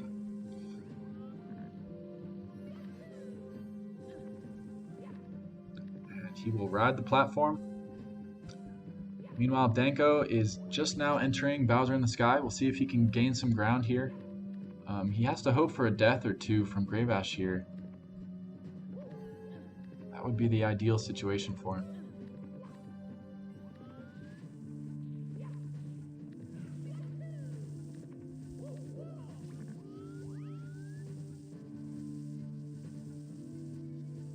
Both of these players making their way through Bowser in the Sky.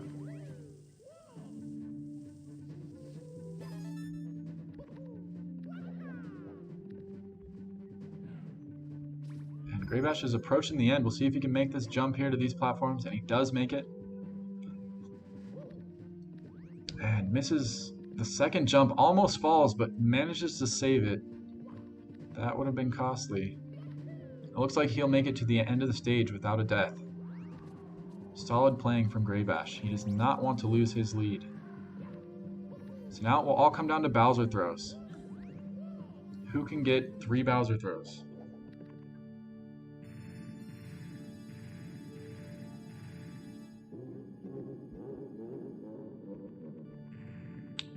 Danko trying to grab the pole and falls down, adding a lot of time to his run. We'll see if he can come back from that.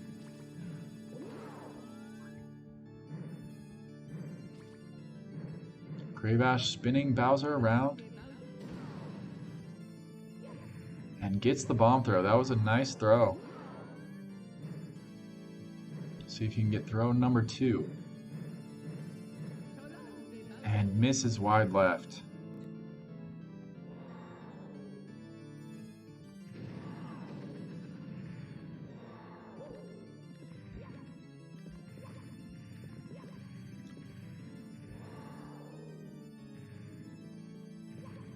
Danko trying to get onto the pole and does make it. He'll be not too far behind, but he will need probably a death from Graybash. And then some perfect Bowser throws to get back in this. Graybash with the nice and easy second throw. Now it's time for the third and hardest throw. He does hit Bowser there. He's low on health. Can't afford too many more hits. But if he gets this throw, it's game.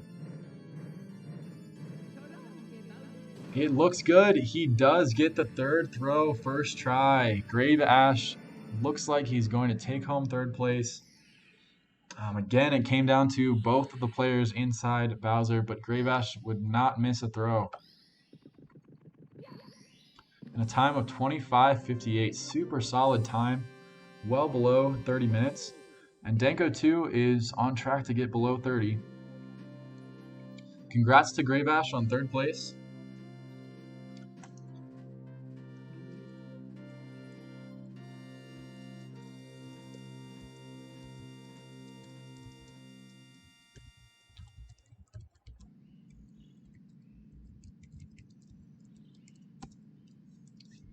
And we will see if Danko can finish this run out.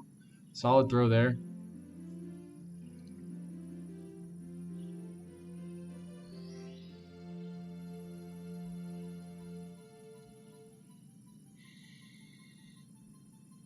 It was great gameplay from both runners. Very close race, as all of these races have been. Very enjoyable to watch, enjoyable to commentate. And the missed throw from Danko.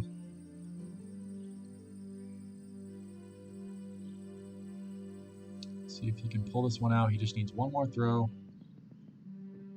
I think this might be a PB for him if he can get it. Oh, and just not enough power to get that third hit there. The power of the stars is restored to the castle. And it's all thanks to you. Thank you, Mario. We have to do And misses left us again. Meanwhile, Gravash is making out with Peach on the right of the side of your screen there. Listen, everybody. Let's bake a delicious cake. And that looks like a good third throw as well. I think that's a PB for Denko as well. A really solid run. This is going to be a low 28. And again, these runners have been running this game for 2 weeks. So not bad at all. With a final time of 28.09, that concludes our bronze medal race. So congrats to Gravash on claiming third place, and GG's to both runners on their great gameplay. Thank you so much for joining us in this Super Mario 64 Speedruns Learned Quick tournament. We just have one race left, and that'll be the finals, and that'll be between me, myself, the good Jake Ward, and Keelan, the winner of the first semifinals match. So stay tuned for that, but I'll see you guys in just a few minutes. So the first thing we're going to see here is It's me, Mario. Keelan making sure. Okay. Okie dokie. Do we want to redo this again? Dear Mario, please come to the castle. I have baked a cake for you. Yours truly, Princess Toadstool. Peach. It looks like we'll just have a 15-second difference. I can Sounds actually good. pause a little Nah, bit don't once. worry about it. Okay. Let's just go. All right, sounds good. Let's go. So the first thing we're going to see here is the text boss. If you happen to forget it's there, you can lose yourself a couple seconds. But the first real trick we're going for is going to be Lakitu Skip, which is just going a little bit on the side of the bridge and not triggering the cutscene. So we're going to see who gets it, who doesn't, and go from there.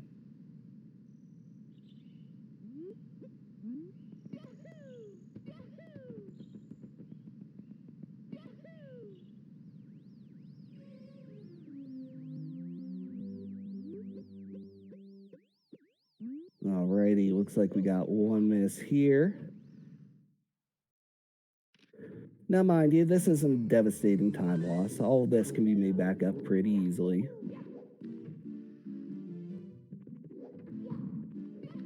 Oh, and there goes Keelan straight through. Peggle.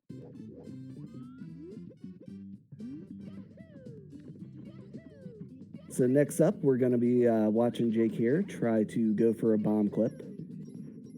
And this will allow him to skip going through and pounding on the pole to get the chain chomp to go. All right, miss. A little bit of a time loss there, but not a big deal.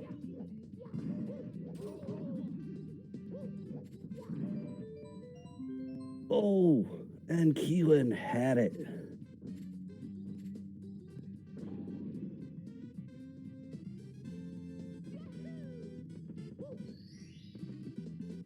Here we go. Alrighty, and now we've got our first star collected, so we are done.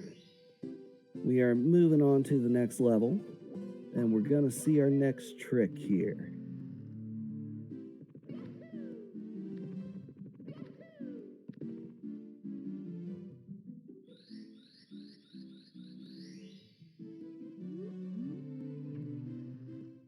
Now, we're gonna see good old Jake here going for Cannonless. What that is it lets you clip into a wall and pick up a star early that you generally wouldn't be able to get. This is theoretically one of the easiest tricks in the run. I didn't bother learning it. So, let's see what we get here.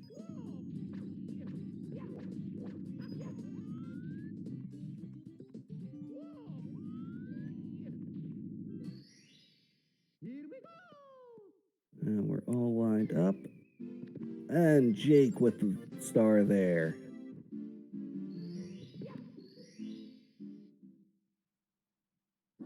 And Keelan gets it too.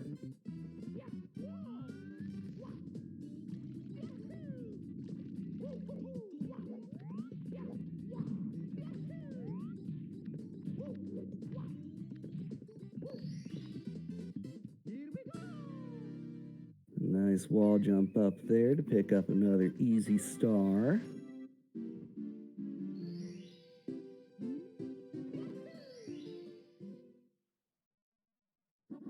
Hegel.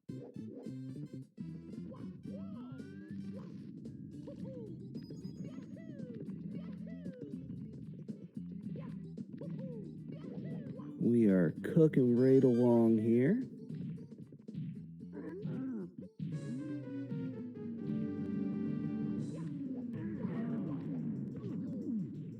And we are on to the first actual boss fight in this run. We're going to be just jumping through that thwomp, landing on him a few times. That way he gives up the goods.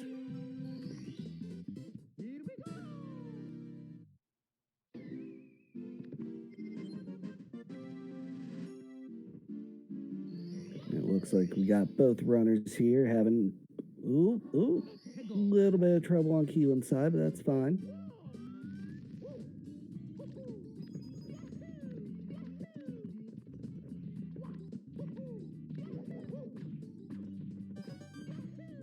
Now we're going right back up to the top here.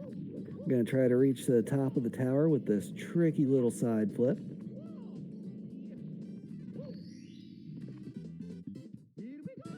Ooh, Jake's struggling a little bit, but pulling it together.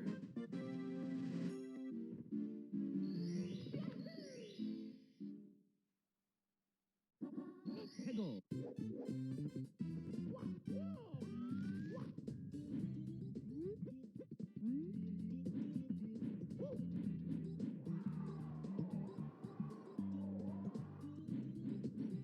Oh, and there we go. And both are through.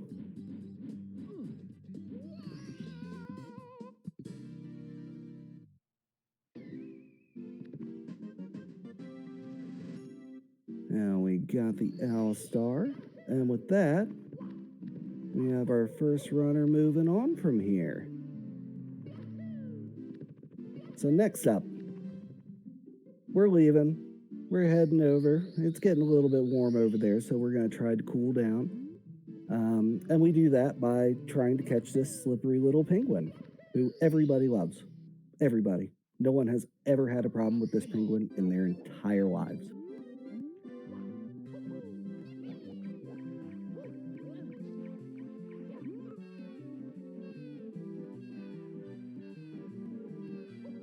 Ooh, and Jake grabs it on the first try.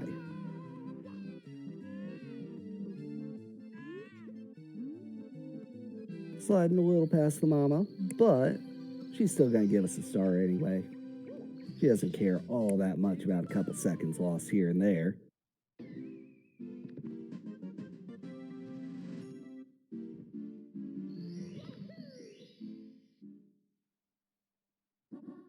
Hegel.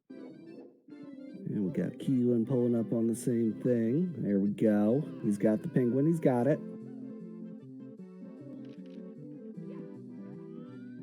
And straight in there. That's what we like to see.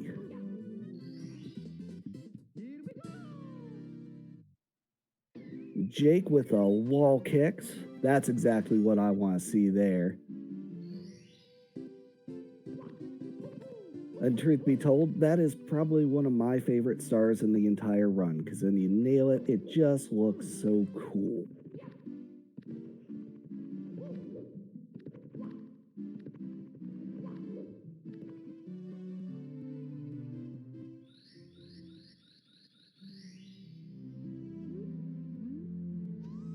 We got Keelan here opting to take the traditional way through, being nice and careful on the ice bridge, and he gets it. So now we're on to Bowser. Now I know Jake, at the very least, likes to go for the red coins here, skip out on some of the other stars later in the run.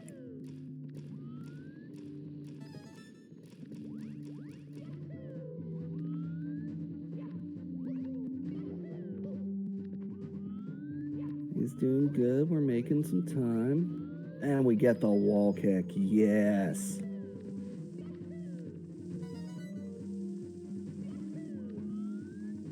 Jake is on a good clip here. Let's see what Keelan can do.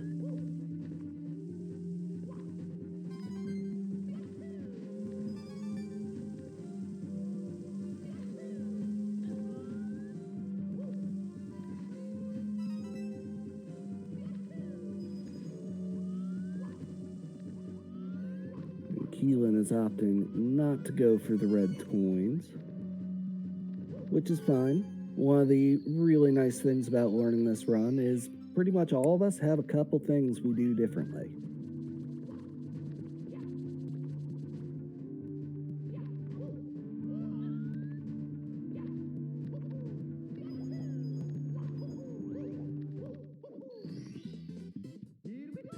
Keelan taking the easy way up. Jake's grabbing his star. So let's see what we got on the Bowser throws today.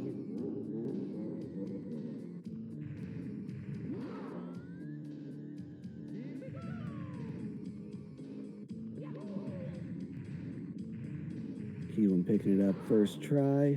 Ooh, and Jake takes a dive right into the Bowser leg.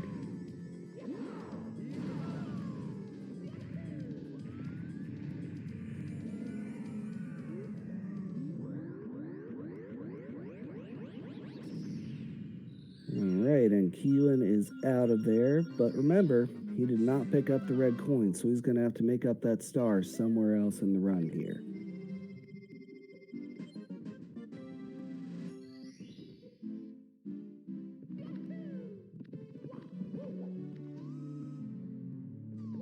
Now we're going downstairs, and we'll be heading over to Shifting Sandland.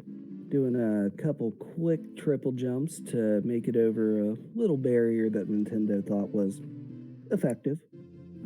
They've been proven wrong.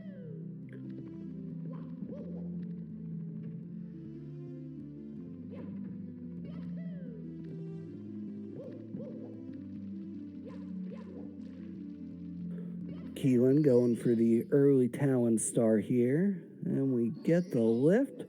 Oh! And right in there, we got an early bird. That's what I like to see.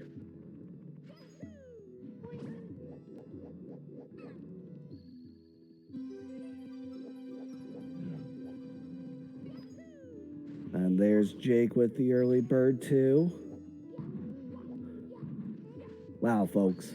I'm not going to lie. This is a really, really close race so far. We are neck and neck coming into the back half of this.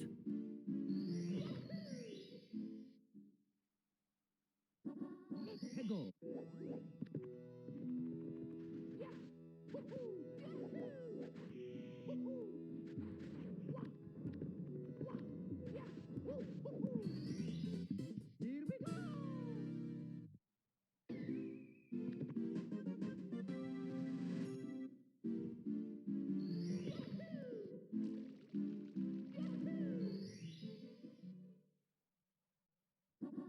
Peggle. Yeah, Keelan taking a nice, slow, steady path through these red coins in Bowser's Fire Sea. I like it. Not the fastest, but it'll get you there without too much trouble.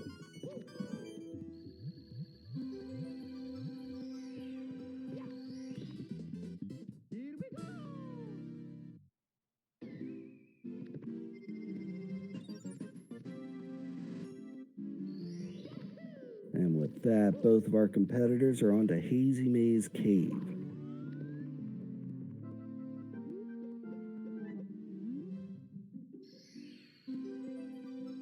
Now, there are a couple ways to get the star they're going for here. We got Keelan doing the traditional. And missed it by just a little bit, so he's trying to back up. Oh, not the hole. So he's going to have to go back in and try that again. And let's see what Jake can do here.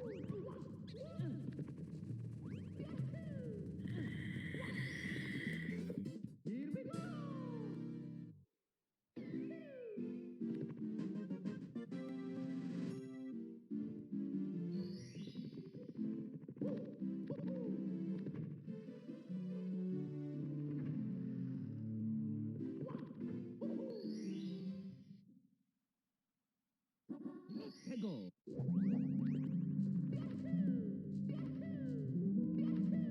We're gonna take a quick little break here. Talk to our friend Toad. Turns out he managed to pick up one of these stars along the way. We don't know how, we don't know where. But all we know is there's a level missing a star.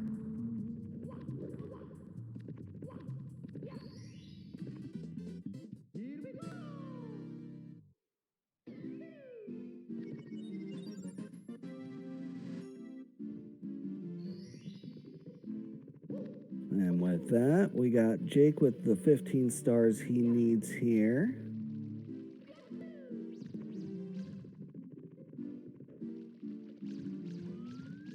So he's gonna try to catch our friend Mips here, who's giving him a slip. Happens sometimes. He is wily. Ooh. Into the wall. Going for the backup here. And that's a pretty guaranteed way to get Mips. So now he's going to take this little bunny, shove him through a wall, and he's going to follow him. So, you know, he's not going to leave him alone just yet. And he's going to shove him through another wall and abandon him. His purpose has been served.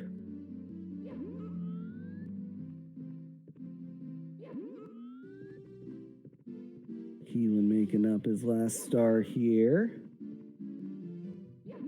Oh, this is exciting. We're going to have both people going for Mips clips at the same time.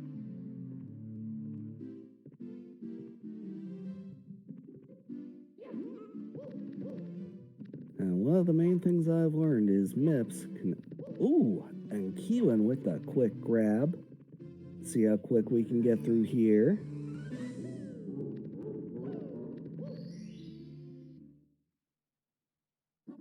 And Jake is moving on.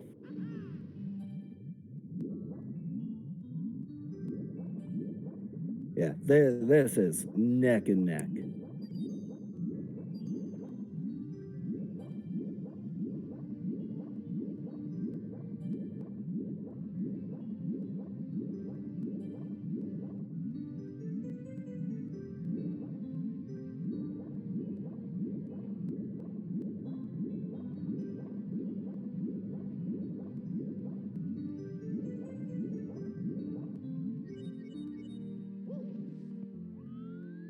Now, this round could be decided in an instant.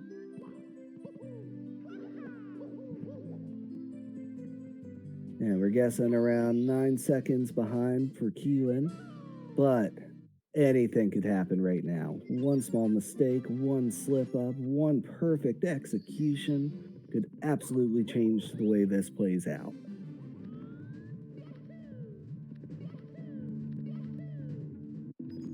And we got Jake moving on to the Bowser in the Fire Sea. We got some clean execution so far.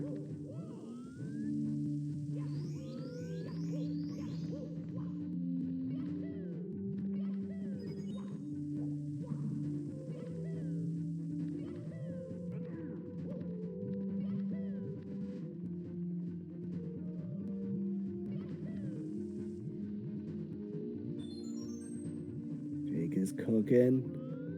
Can he get this first cycle? And there it is. I do believe that might be the first. Oh, and he's going the side strats through here. Much, much more difficult to execute, but he nails it, making it look easy. Got Keelan taking the slow route.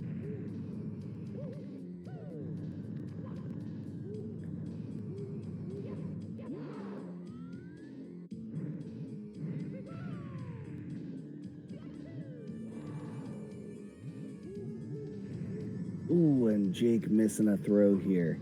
He's got to be real careful. He does not have the health to be playing around.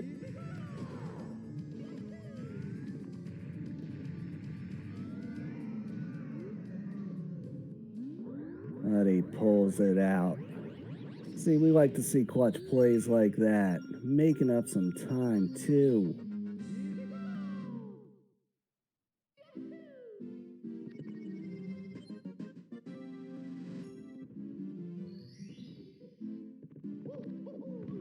looks like Keelan might have taken a death here, so he's running back through. It's fine. We still got all our backwards long jumps, final Bowser level. He's got plenty of time to make this up, folks.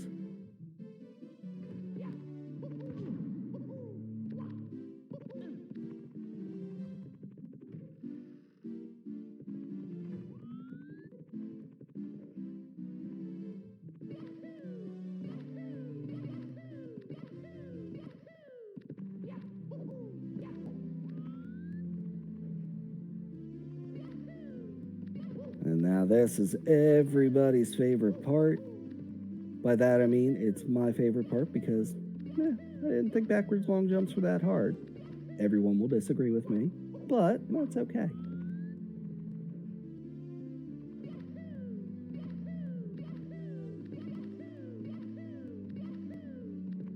Ooh, and it looks like Keelan taking another death, just trying to get through this Bowser in the Fire Sea level.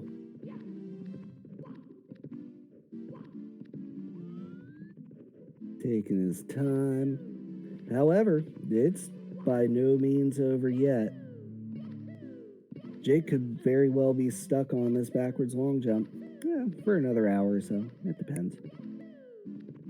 Trying to get that angle lined up.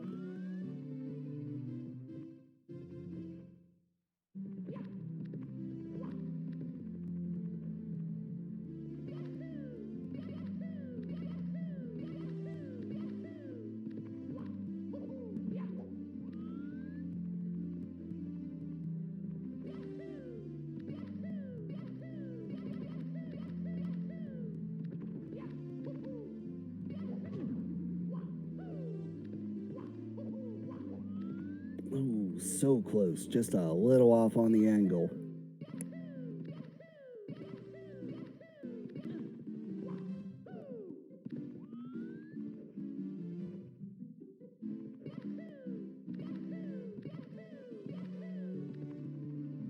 Here we got Keelan, really not wanting to risk another death here. Trying to take it nice and slow, just get through here. It's all you gotta do. Alright, and he's on to his first attempt here. If he manages to get through this Bowser, he could very well turn the tables right here.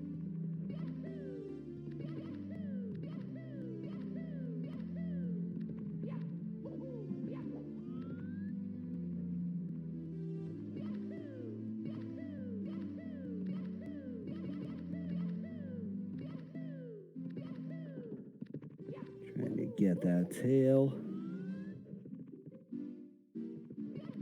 Ooh. Missing a throw. He's still in good position here.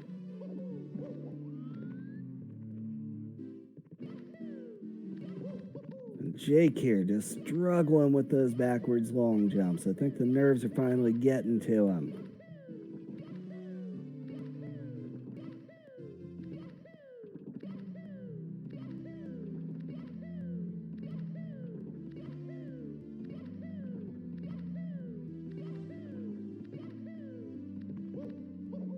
Oh, and look at him. He's up against that door. He wants it. Oh, but just does not quite have the speed to get through.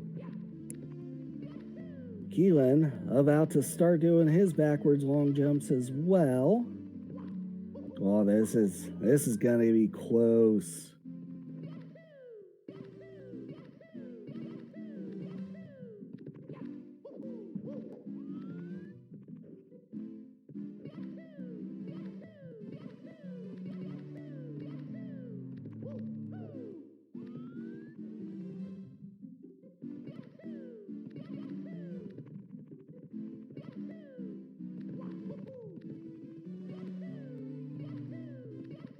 So the question is, folks, how long can we sit here and watch two people jump backwards upstairs?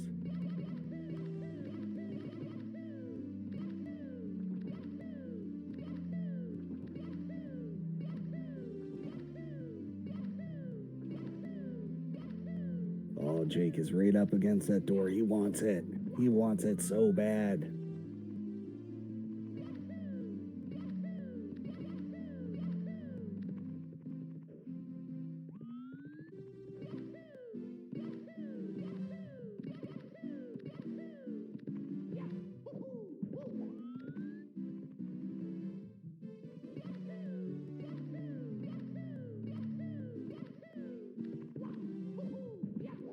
See, it makes me wonder, how bad would you feel if you were an X-Men, a mutant, and the only superpower you ever got was the ability to backwards long jump upstairs? Would you use it, or would you just be too embarrassed?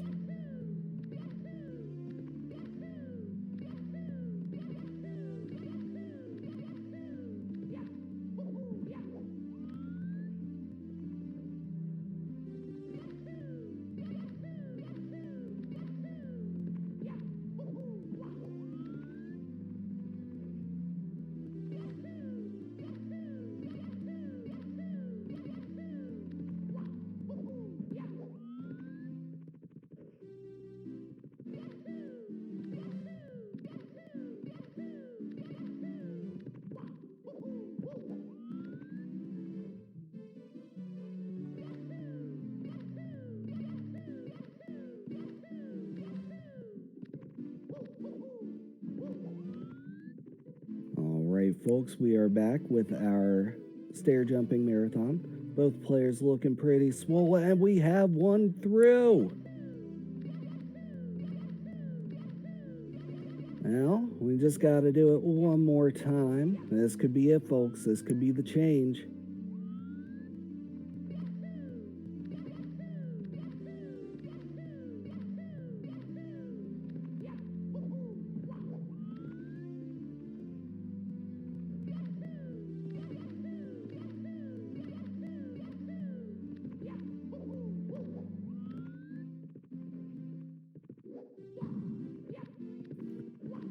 Oh, and there we go. We have our first person into the final Bowser stage.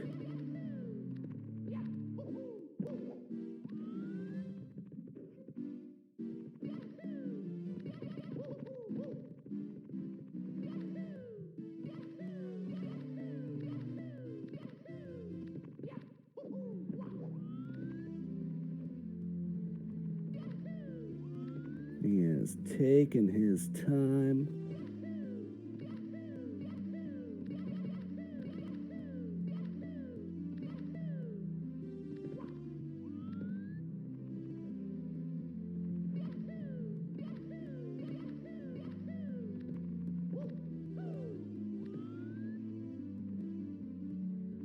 Ooh, taking some squish damage there, jumping from a little higher than most of us normally do.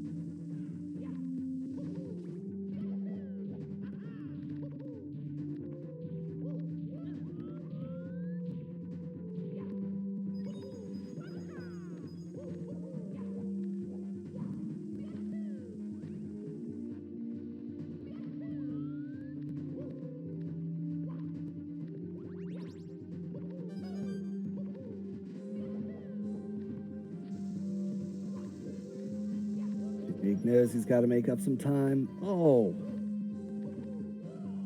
And he gets the platform skip here. Oh, he's trying so hard. Oh, but with that, Keelan has gotten the final star. That was a great race. See how quickly Jake can finish up here.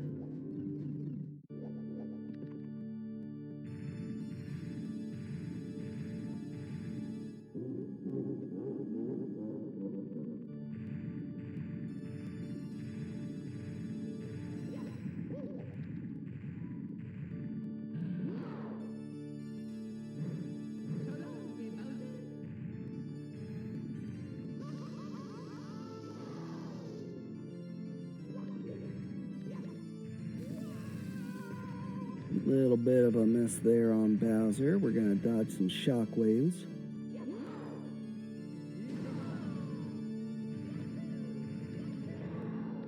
And Bowser just putting himself right up on the bomb like he wants to be blown up.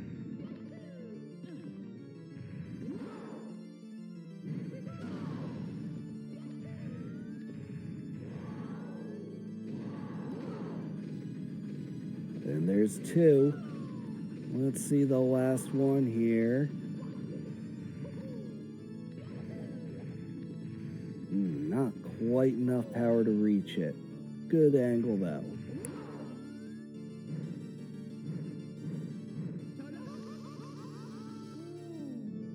Uh-oh.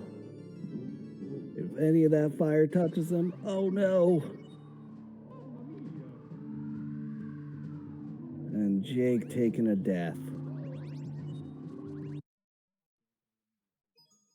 It's me, Mario. Hello. Alrighty, folks, I think that's where we're gonna call it, though. That was an excellent race by both competitors, and it came down to the backwards long jumps. Keelan taking away the win at the last second. Let's get a round of applause for our runners here, and we'll get Jake back in.